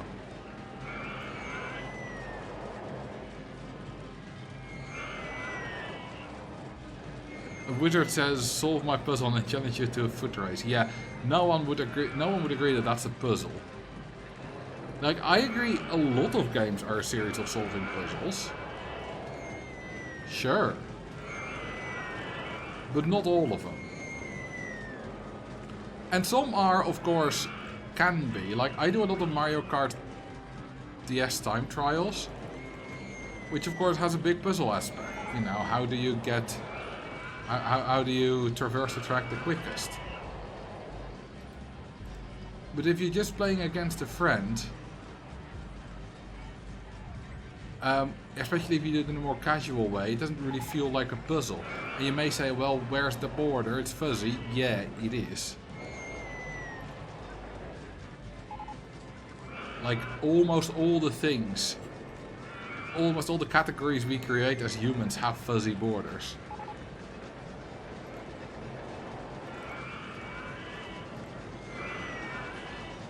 I would say you need a specific set of contrivances for it to become a puzzle. Gameplay isn't inherently solving a puzzle. Exactly. Like, what if I'm playing a game where I just have to click as many times as I can within a certain time span? I wouldn't consider that a puzzle.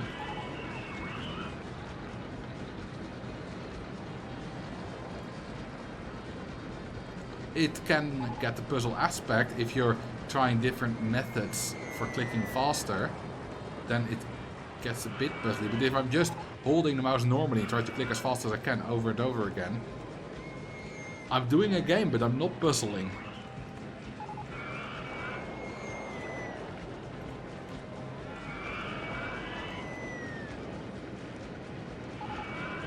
Are rhythm games puzzles? I wouldn't say so. No.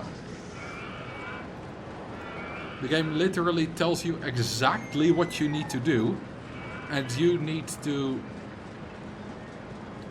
execute that. And you could say, well, trying to figure out how to do that is a puzzle. Try to figure out how to make your fingers move, but again, you're really stretching the definition of puzzle if you say that. I think where Roller Coaster Tycoon excels is the scenario play and guests. Put tension on your problem-solving time and focus. Problem-solving time and focus. The game's conditions put you to be decisive, quick, and get across the goal line. But ultimately, your desire is to make something work properly, make a good look of, get better stats.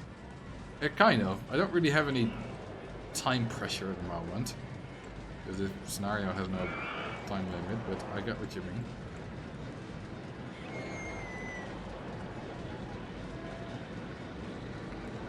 But, I mean, there are little puzzles. Like, when I fixed this bit, you know, put boosters in, connected that back up, that is a very small puzzle. And connecting tracks back up, or, you know, when I built my densest parks, fitting everything in is definitely a puzzle. So, I'm not sure if this will make it, but we'll see. So, yeah, definitely part puzzle.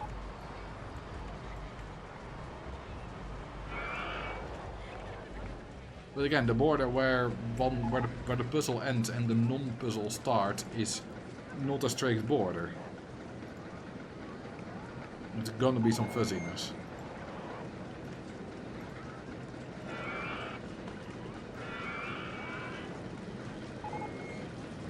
Urban Park is a puzzle, so is Tiny Towers. A bunch of other ones, Harmonic Hills.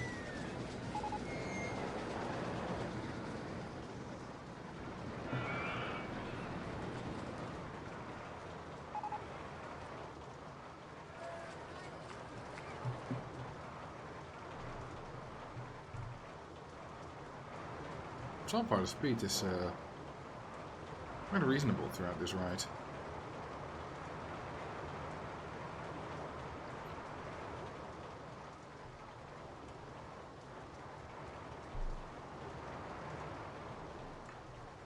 Okay, I'm worrying about that final bit, the final helix.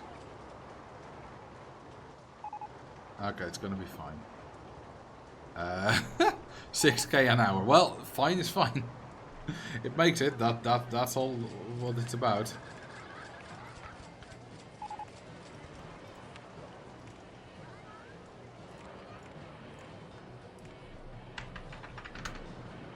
No, not 20.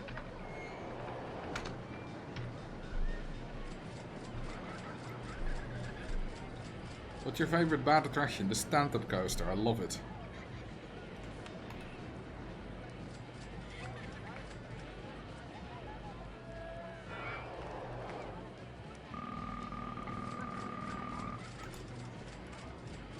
Oh, the ads aren't going. Pay back as much loan as I can try to advertise. Well, I had already made 3k again. Or maybe I did not quite pay back everything. I don't know.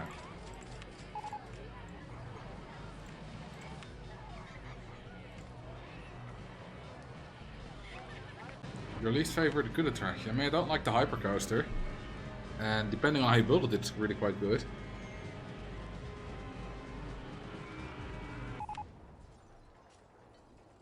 Kadonk, kadonk. How? Did they can't catch up there already? Surely. Like, that's way too short of a time to catch up a full car to an empty car. 6 people did die. Maybe it did happen? Let's make them wait for full load.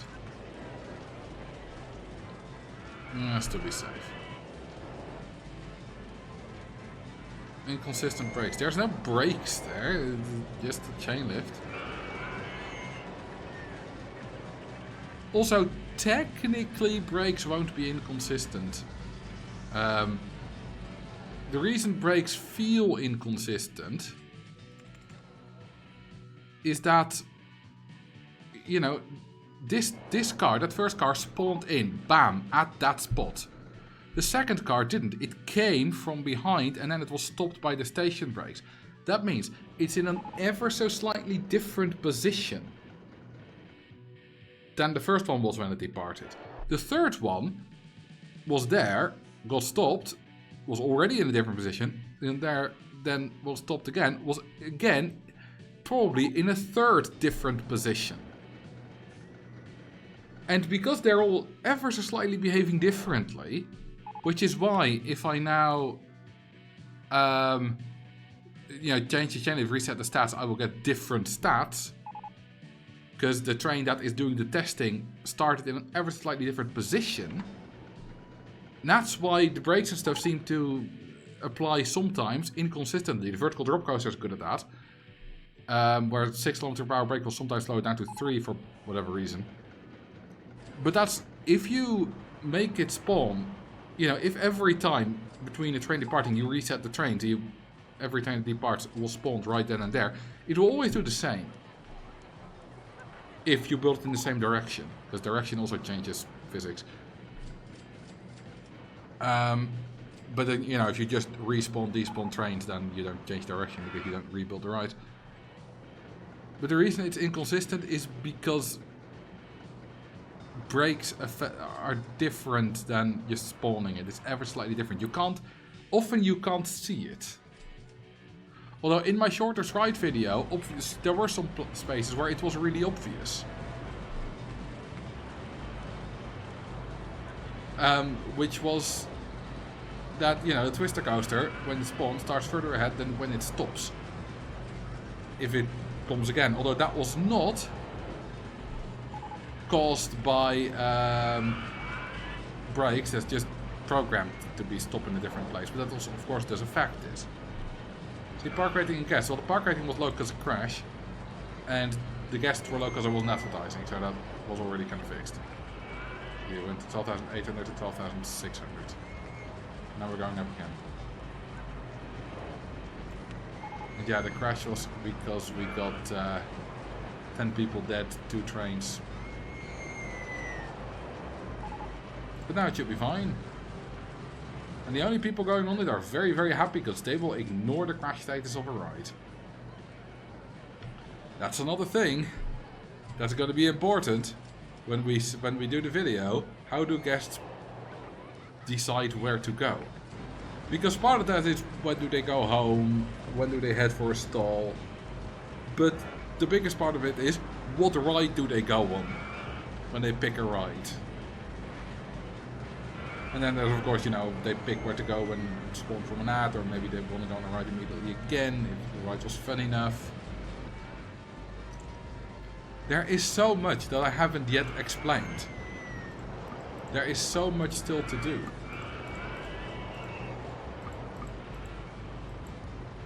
I could probably do an entire video on how brakes work.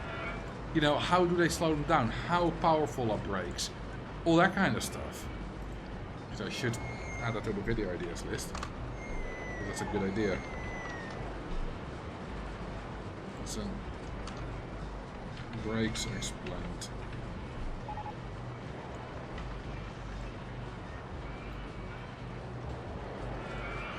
And I know you nerds will watch it if I do a 30-minute video on how brakes work.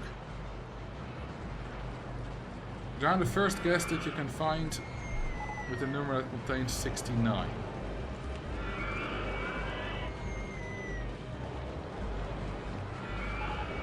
56.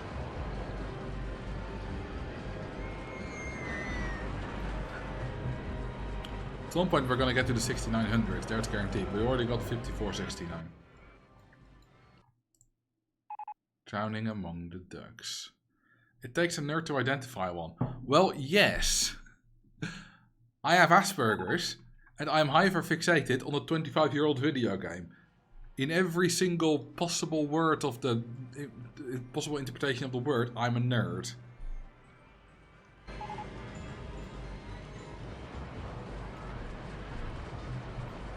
Did you ever try riding a bobsled coaster in real life?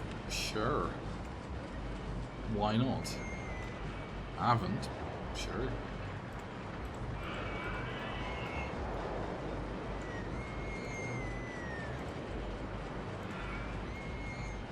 A nerd is the word. The nerd is the word. I'm not Peter Griffin.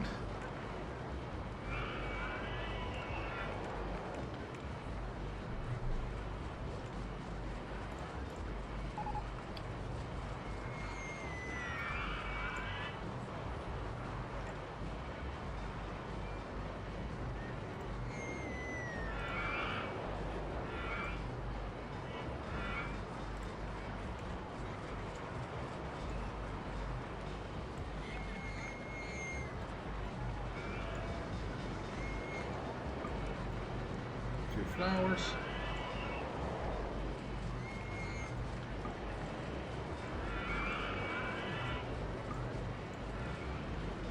That's some decent scenery. Nothing fancy. Decent.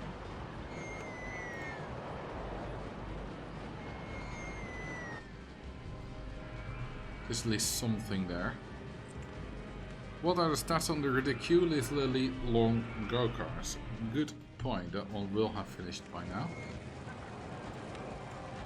10 excitement! 10.02. 6.61 intensity, 3.01 nausea, and it's nearly half an hour long.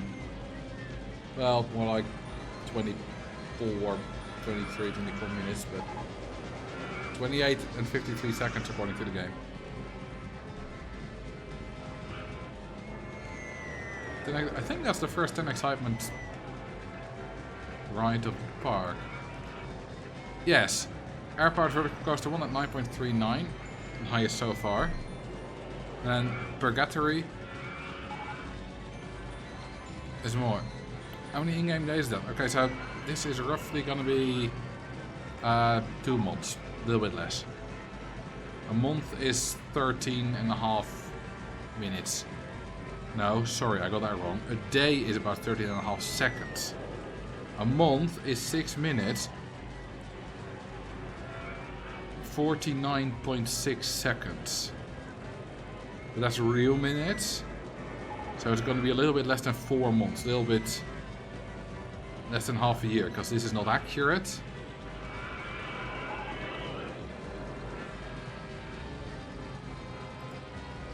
So it's going to be about 110, 115 days.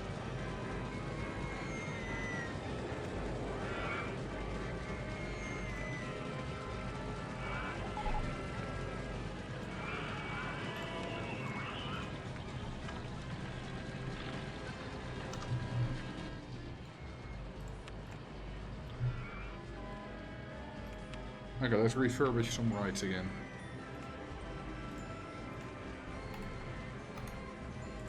Oh, and they need it. They're more than 4 years old.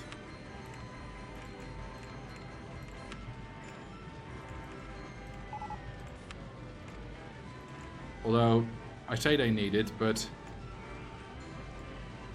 there is no extra decrease between 3 and 4 years, because after 2 years, after 1 year and 5 months there's a decrease, and then the next one is not until 5 years. So 2 years ago, 3 years ago, 4 years ago, it's all the same.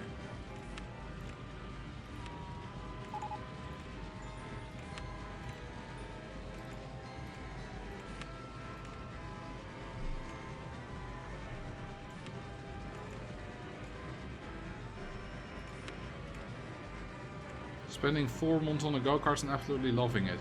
Hey, who said they love it? They don't. They get off it absolutely pissed. 0 happiness. Because after a few minutes, I don't know exactly, but like 4 or 5 minutes, they want to get off the ride because it's too long. And that goes for any ride. And then they start losing happiness quickly. And any happiness they got from the ride, they've already gotten. Because that increase starts immediately. And that will definitely be finished way before they want to get off.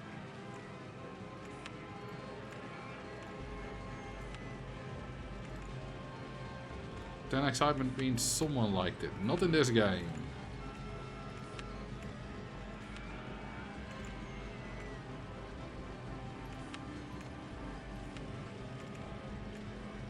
This game, everything is just screwed up. Park is such a cacophony, I love it. I've made worse though. I've built the densest park, which naturally is worse than this.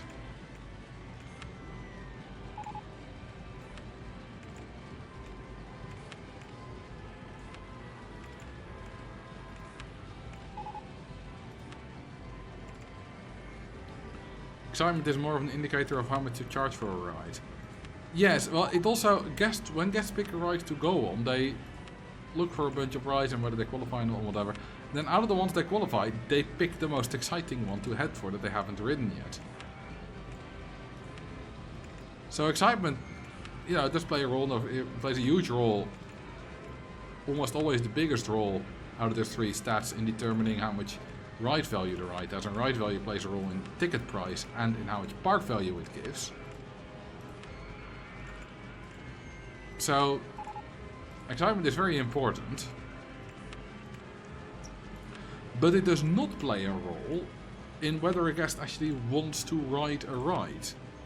Sure, they'll always head for the most exciting ride that qualifies that they haven't been on yet, but if they, like, they will never refuse to ride a ride because it's not exciting enough. If they stumble upon a queue line, excitement rating doesn't matter. If it's the only ride in the park, so other rides can't be more exciting, excitement rating doesn't matter. Well, we can't do the Garden Golf either because it's a mini golf, can't break down, doesn't lose reliability.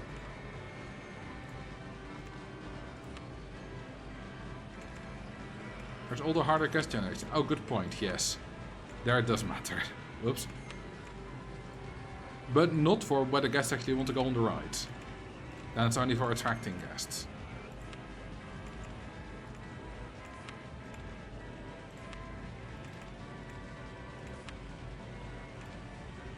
Lift doesn't break down, but it does lose reliability. Yeah, certain rides are like handled differently. Which is a bit weird. And we've got a Carriglow Heights, which we can't refurbish because it hasn't lost any reliability. You can't refurbish rides with 100% reliability. Damn, we have done so many rides that we've nearly reached the bottom of the screen.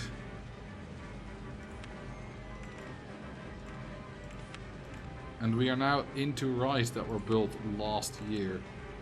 I feel like I've refurbished these the last time as well. Oh, we've got more than 100 rides now.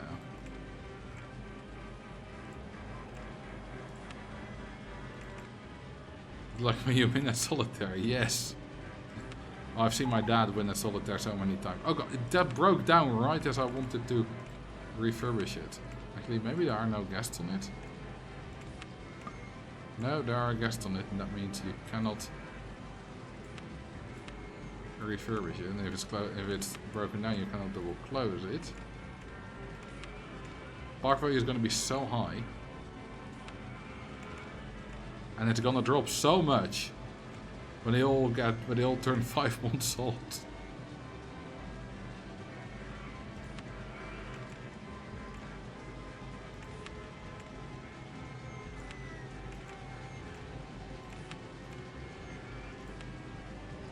Hey, it's spawning on the other side for once. Oh, hang on, I just done that one. That was the 3D Cinema 2 I haven't done yet. Okay, you know what? This is enough.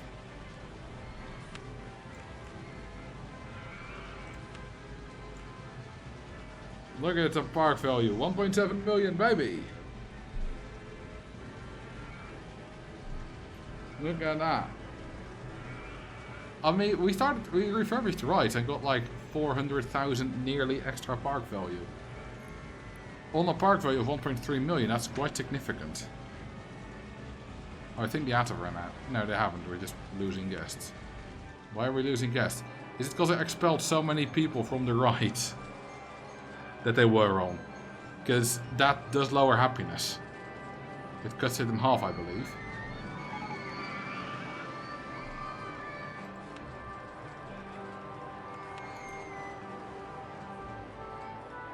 We do have 400 entertainers, so I think they generally... Why do you... Oh, you haven't been on a ride yet. Well, it's fine. 12,000 guests is aplenty. We don't need to worry about our guest count and our income. You know, 83,000 is going to be even higher in September. It's going to be ridiculous. Absolutely ridiculous. We do spend 30,000 a month on staff wages though. I'm not sure if 400 entertainers are necessary, but we have them. And they do help us.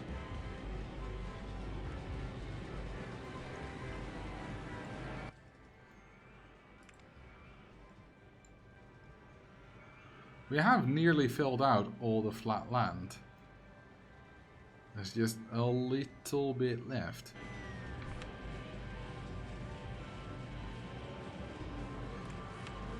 let's build our first invert.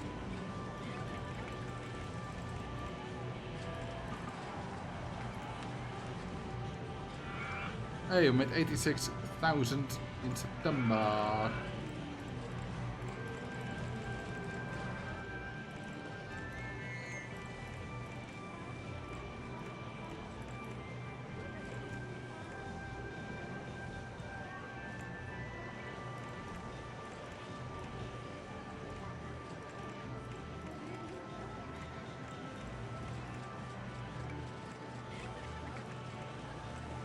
I wonder if we're gonna make more in October, because part of September I still spent refurbishing rides. Oh, we got the side friction coaster, I like that one. I can't really explain it, but I quite like the side friction coaster, but I don't really like the reverser coaster. And they're pretty much the same ride type. So I think I'm just a hater or something.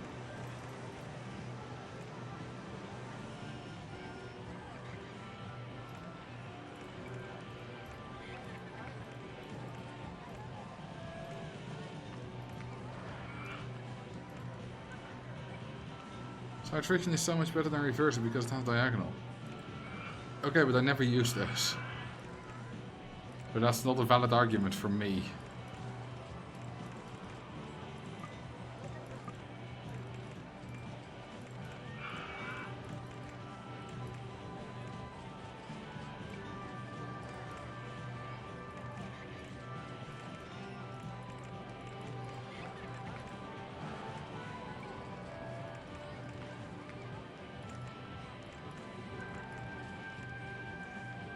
Come on, I want to twist in you.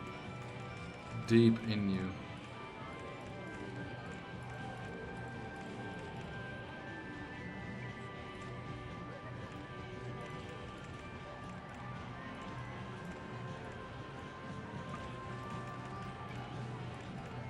I know this shit's possible. Done it before.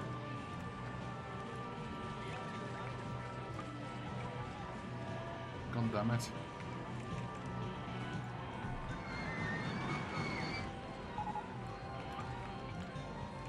Really other on. Yes, there we. Never mind. No. I've done it on the compact. Like I was able to do it here. I ended up doing it because I couldn't do it too, but maybe it's not possible on this one. I think it's got the same clearances. Okay, this just if I go down one and try both.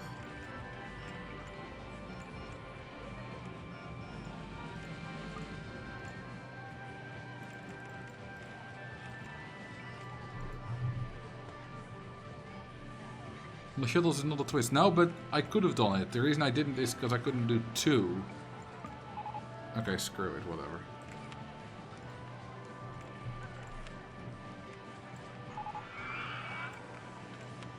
Maybe it's not possible on this one. Maybe clearances are ever so slightly different on the loop or something.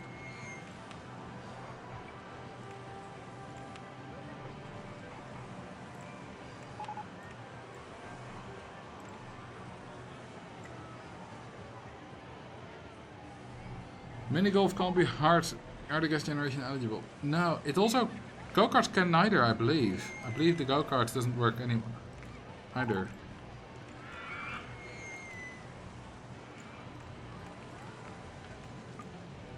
Hang on, can you just not go through these loops at all or something? I thought all tracked rides counted. Not quite. It feels like you just can't go through these. Okay, you can. But yeah, not quite with a twist. Hang on, let's just... We can just see. If I remember correctly... Then... Let's see, park... No. world. Sparkle CPP. Yeah, that seems to be it.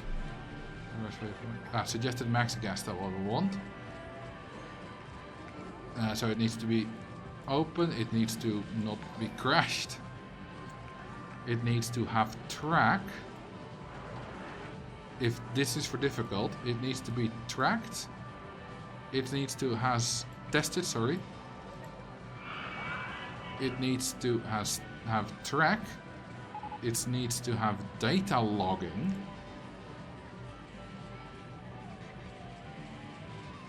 It needs to have a segment, I think that's the length. It needs to have a certain excitement. So one of these, hang on, we can of course check that. Because if we go to the right code, which is here, and then we go to the RTD, thrill ride, Go-kart, we'll also get the mini golf going. So we're looking for has track and has data logging. Has track. Yeah, I don't see data logging. No. This one should have, right? No, not either. Oh wait, this is the mini golf. The other one was already the go-kart. So yeah, the go-kart doesn't have data logging. I don't know what exactly that means then. Maybe it's like if the kart can like speed up and slow down, like, you know, like a mine train, even the powered mine train or something like that. It's affected by gravity. Maybe that's part of it. Like that's why certain rides would have it or not. Like if we go to the airport vertical coaster. Oh, it's not there either. Okay, so that's not it then.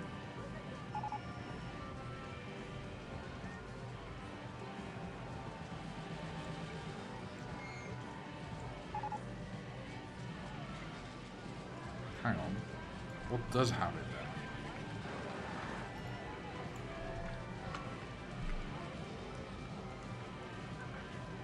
Wait a minute, does this mean that the air-powered vertical coaster doesn't count for harder gas generation? Where's the flags?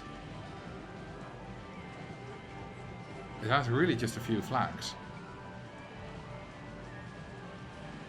Okay, if we go like a more conventional coaster type, like the flying coaster. I don't see it either.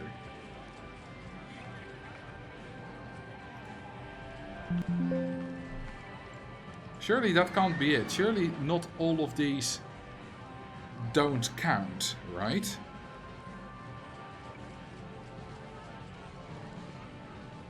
Yeah, no, that's not how it works. Because there's only a few has data logging flags, and none of them are roller coasters. Apart from the Alpine coaster.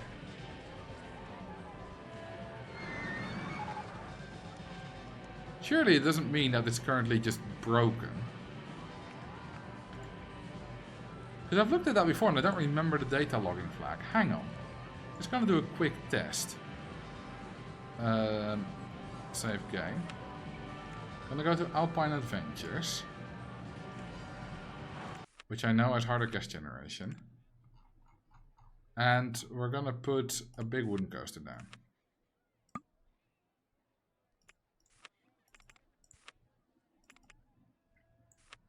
Okay, currently it's 55.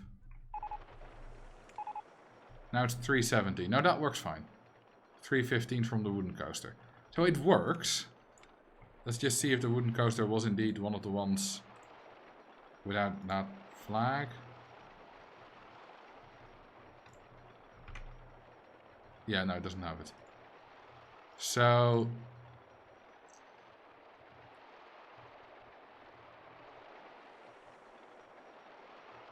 oh, if it doesn't have it. Oh yeah, no, that makes sense. Never mind.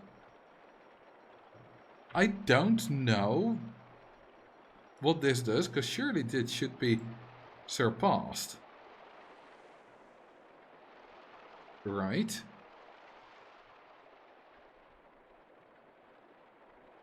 That's...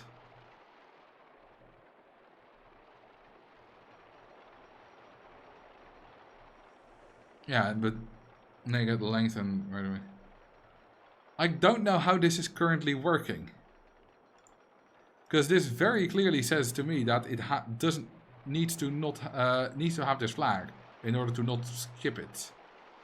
What about monorails and miniature railways?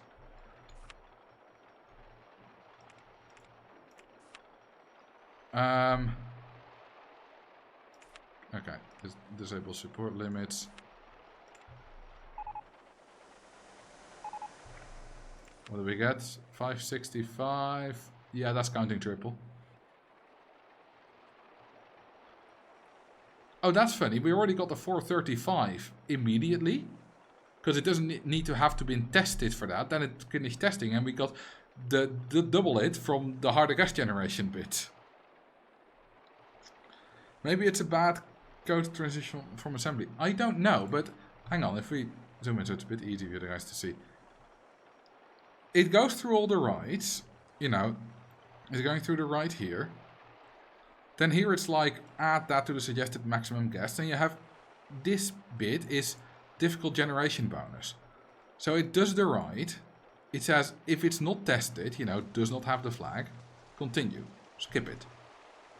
If it doesn't have the flag, has track, skip it. If it doesn't have the flag, has data logging, skip it. Nee? Let's test the monorail. Well, suspended monorail will do. Hang on. Need to make it... Where's my auto clicker?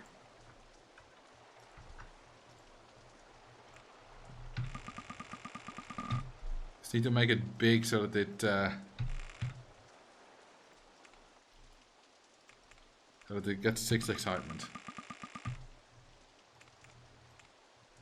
Oh yeah, I can cheat certain stats of the plugin. Well, I still need to make it long enough. So this will be the 600 meters we need. And I can edit the stats to be 6 excitement. If this doesn't already do it. I have no idea what the excitement of this is going to be. I don't think it'll have 6. They don't have that high ratings, right? No, not even close. Well, it's long enough anyway. Edit. I want to edit right vehicles. Suspended monorail. Times 100. There we go. That'll do.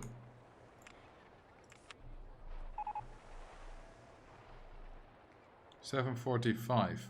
Yeah, that looks like it's tripling it. Hang on, monorail. Monorail 60. Yeah, we got 60 from 565 to... Then we got another 120. So, this is working. And what kind of flag does it have? So we go to... Well, we can just see if it's... in here. Suspended... Yeah, it has the data logging flag. So...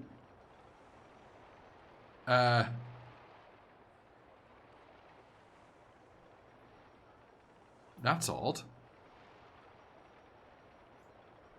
This has the flag and it works. This one doesn't have it and it still works. Like, clearly I'm misunderstanding the code here. Right? Clearly that's what's going on. Because this can't be sometimes true, sometimes not true, regardless of whether it has that flag. That can't be the case. That's not how code works. So, well, I need to look into this at some point. But it's very, very weird. And I don't quite currently understand it. Because the game works differently than how I'm understanding the code.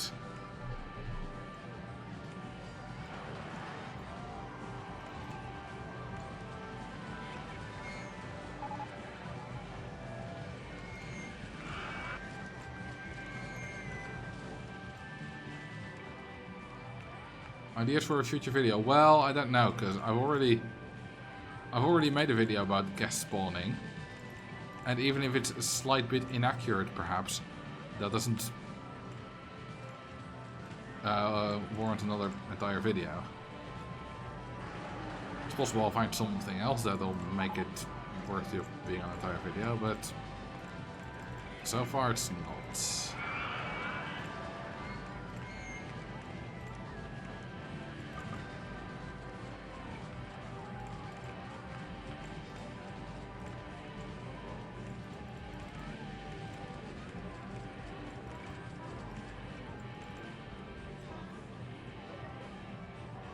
Photoshopping, yeah, sure.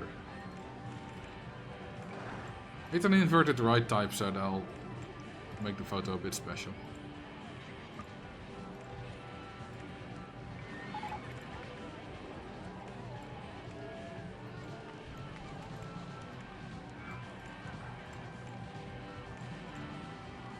Well, that final turn's a gamble and a half. Let's see if it's going to be extreme laterals or not. I think we'll be fine, actually, because we don't have that tall on the first hill.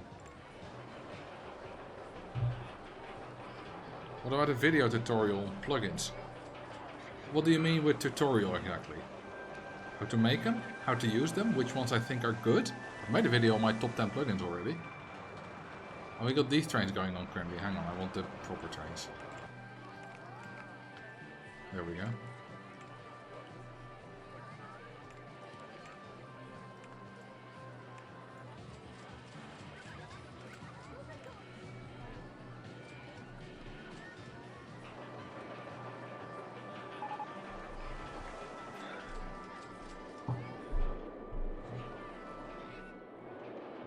Okay, this had a top speed of 67, yeah, then it will definitely be going below 60 in that final turn.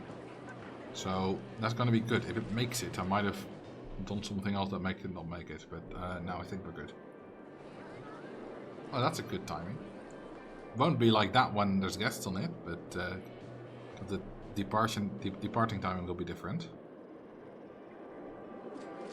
And 54 here. We can do that turn up to 60, so that's fine. How to use them? I've tried in the past and my ineptitude keeps me from using them. Well, if it's something like the ride editor or scenery manager, I'm not the person to teach you because I don't really use them myself very much. So I don't know how they work. If it's something like informational plugins, then it's not particularly difficult because the soft gas cap, you just turn it on increase, and whenever you build a ride, you get the message saying the soft gas cap. I like informational plugins generally, so you know, inspect park rating, it'll tell you exactly how your park rating works, where the park rating's coming from, where you're losing, where you're gaining. Brilliantly made by Bossy. But the one I made, you just pick a ride, or use the picker, which is a bit easier. You see how much you can charge. That's just what I like. I like the informational plugins, and I mean, they're really easy to use. If you're going like ride editor, yeah, all this stuff, I don't know what half of it does. Because I've never bothered and it's not all that intuitive.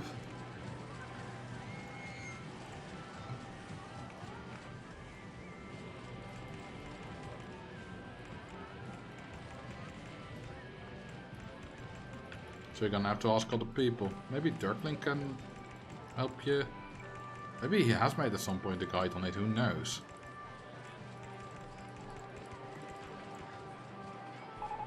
They're charging just $2. Yeah, I probably forgot it on some other rides as well. Have we ran out of anything? No, we still got these 4. We ran out of the other 3, but that's been the case for a very long time already.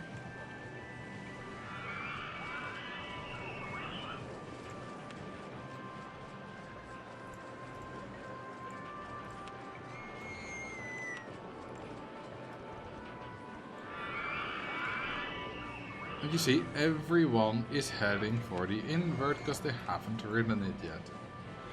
300 people. It's not everyone, but it's quite a significant amount of people. The Luzum launched coaster is more exciting, and also a lot of people haven't had it. Air-powered vertical coaster is also incredibly exciting. A lot of people haven't had it yet. So that all makes sense that they're heading for those.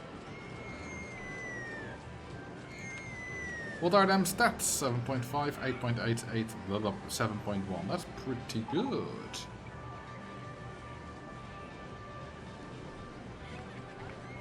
Do you download them from openrtc2.l? Openrtc.l.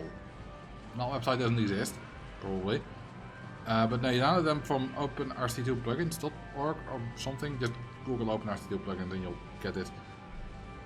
That's not the only place to download them. That's just a website someone set up where you can put your plugin if you have made one, and it's really convenient. But it just kind of redirects you to the GitHub page of that plugin, where you actually download it. So if someone has made a plugin, it doesn't have to go through that. They can just send you the Java file, the JavaScript file. Like I've gotten a few plugins, I think, that I've gotten like that.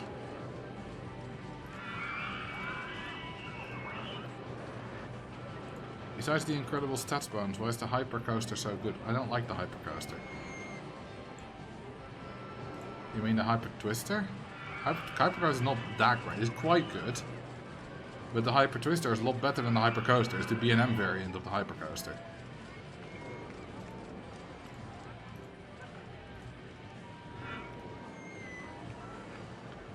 And since you consider the high step bonus, I think you mean hyper twister, because that one gives 120 guests. Hypercoaster only gives 100, which is still good, but slightly less good. But why is it so good? It's got, assuming hyper twister, it's got low intensity for its excitement generally. It's got a high support limit. It's just fun to build. It can do a lot as in not necessarily a lot. It can't do inversions, but for a non-inverting coaster, it can do quite a lot. It can even go vertical. It's got a good terrain. There are 4 across, which is very space efficient. Means you can put lots of guests on it. On a relatively short station. You can charge quite a bit for it because it's got naturally high stats.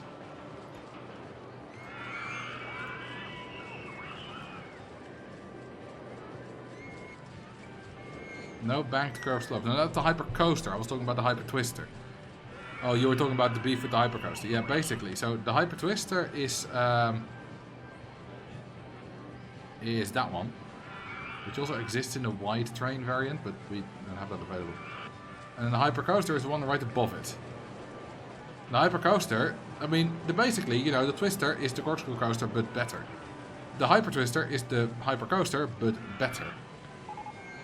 And that's just how it goes. Because the hypercoaster, it's got, I think, like a lower support limit, like 1 unit, which doesn't really matter. But it's got worse stats, generally higher intensity, lower excitement. It's got no banked sloped turns, as you said. It's got inferior terrains because it's only 2 across, not 4 across. So there's, in a certain station of a certain length, you can fit less capacity. And it can't go vertical. Does this park have a hard linear coaster yet? I don't think we have it available. No, we don't have it available. So the answer is 9. You haben keinen hardline coaster. It's not in the inventions list. Why? Did you specifically include it, or did you just kind of happen to, exclude it? Did was that a specific decision of like, I don't want the hardline? Or did you select a bunch and then it turns out you didn't select the hardline? There's 2 ways that could have gone. The one is very intentional and I like it, and the other one is kind of just coincidence.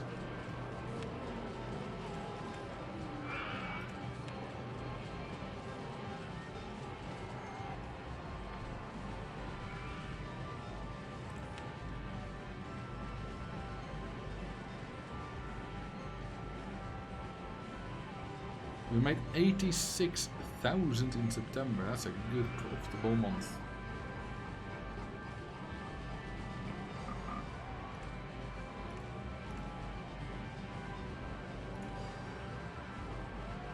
Well, our park value is about to drop.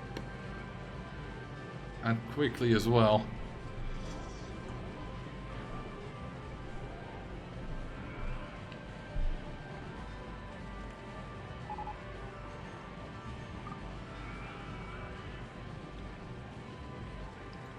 The only coaster I inadvertently forgot to add was the spinning wild mouse, and by the time I realized the scenario was ready to go, I was too lazy to restore the inventions list.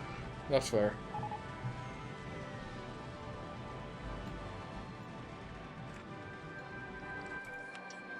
Do wonder. So far, 25,000 guests have entered the park. Pretty much exactly half of all the guests. Hey aboard. Pretty much half of all the guests that have ever entered the park have left. Which I don't think is too bad going on a 12-year-old park. And a lot of them came from before we had the cash machine available. So they were just broke. And if you look at this, the oldest guest in the park is 3,707. And only a few under 5,000 are left. But if you go a bit further, you go like to the 8,000. Most of them are left, 9,000. Few have left, of course. Most of them are still there.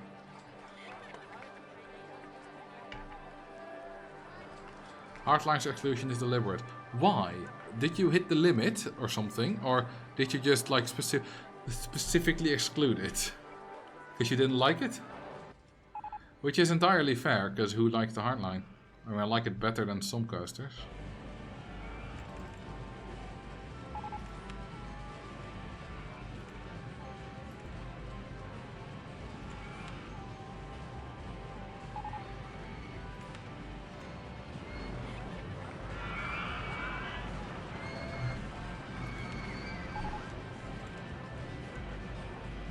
Speed heading trivia. Ooh.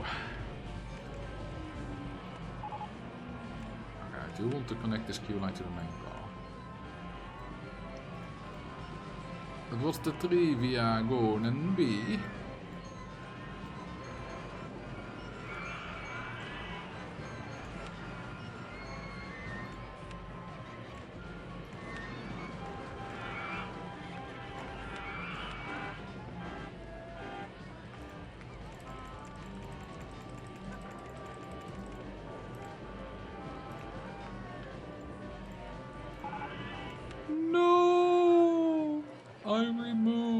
A castle.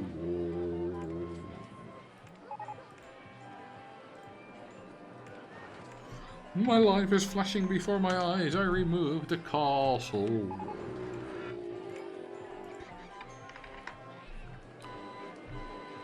One little question, because news I heard this week. Susanne Schulting is going further, but she stays on both lanes.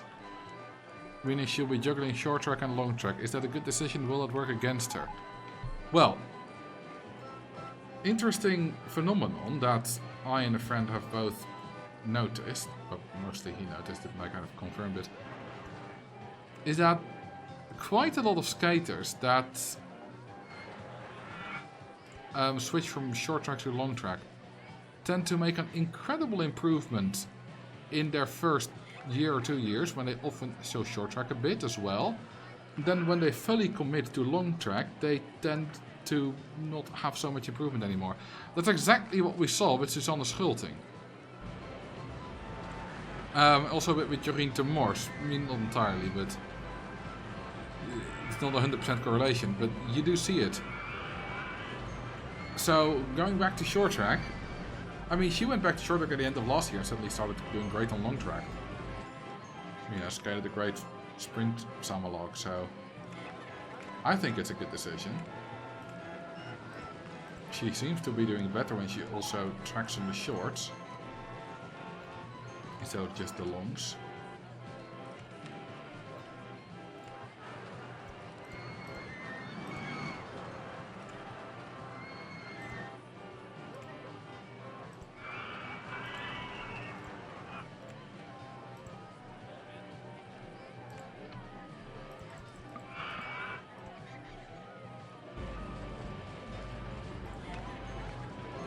Okay, let's follow Reckless Triss's advice and make this 64 people. That way there's actually a decent capacity in there.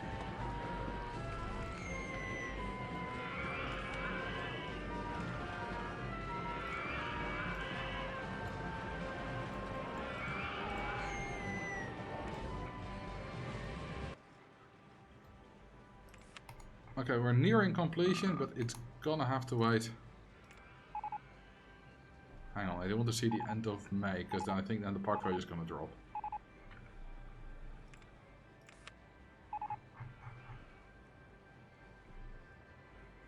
And that's gonna be funny. Colleague told me that if you focus on one thing, you might lock in better and do better results. If you do juggle both, you might lose focus on one of the two. That's possible, but like it seems that combining the two is very possible. Because I think what your colleague said is a bit reductionist. Because certain things can certainly improve upon each other.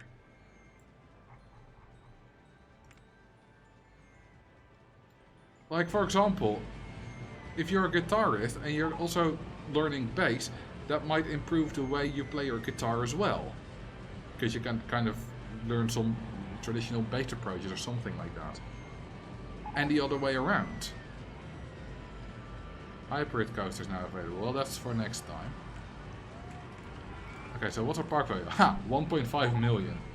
Let's wait a bit until the graph draws, which should be on June 8th. Or 1.4 million now.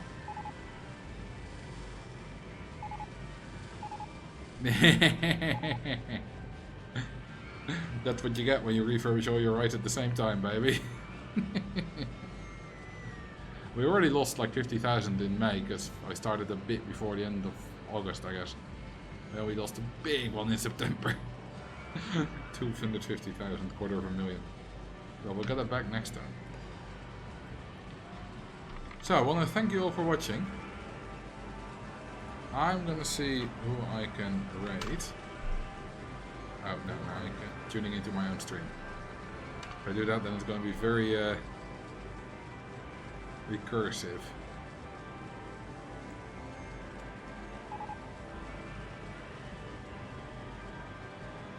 Okay, Itsune is streaming Roller Coaster Tycoon.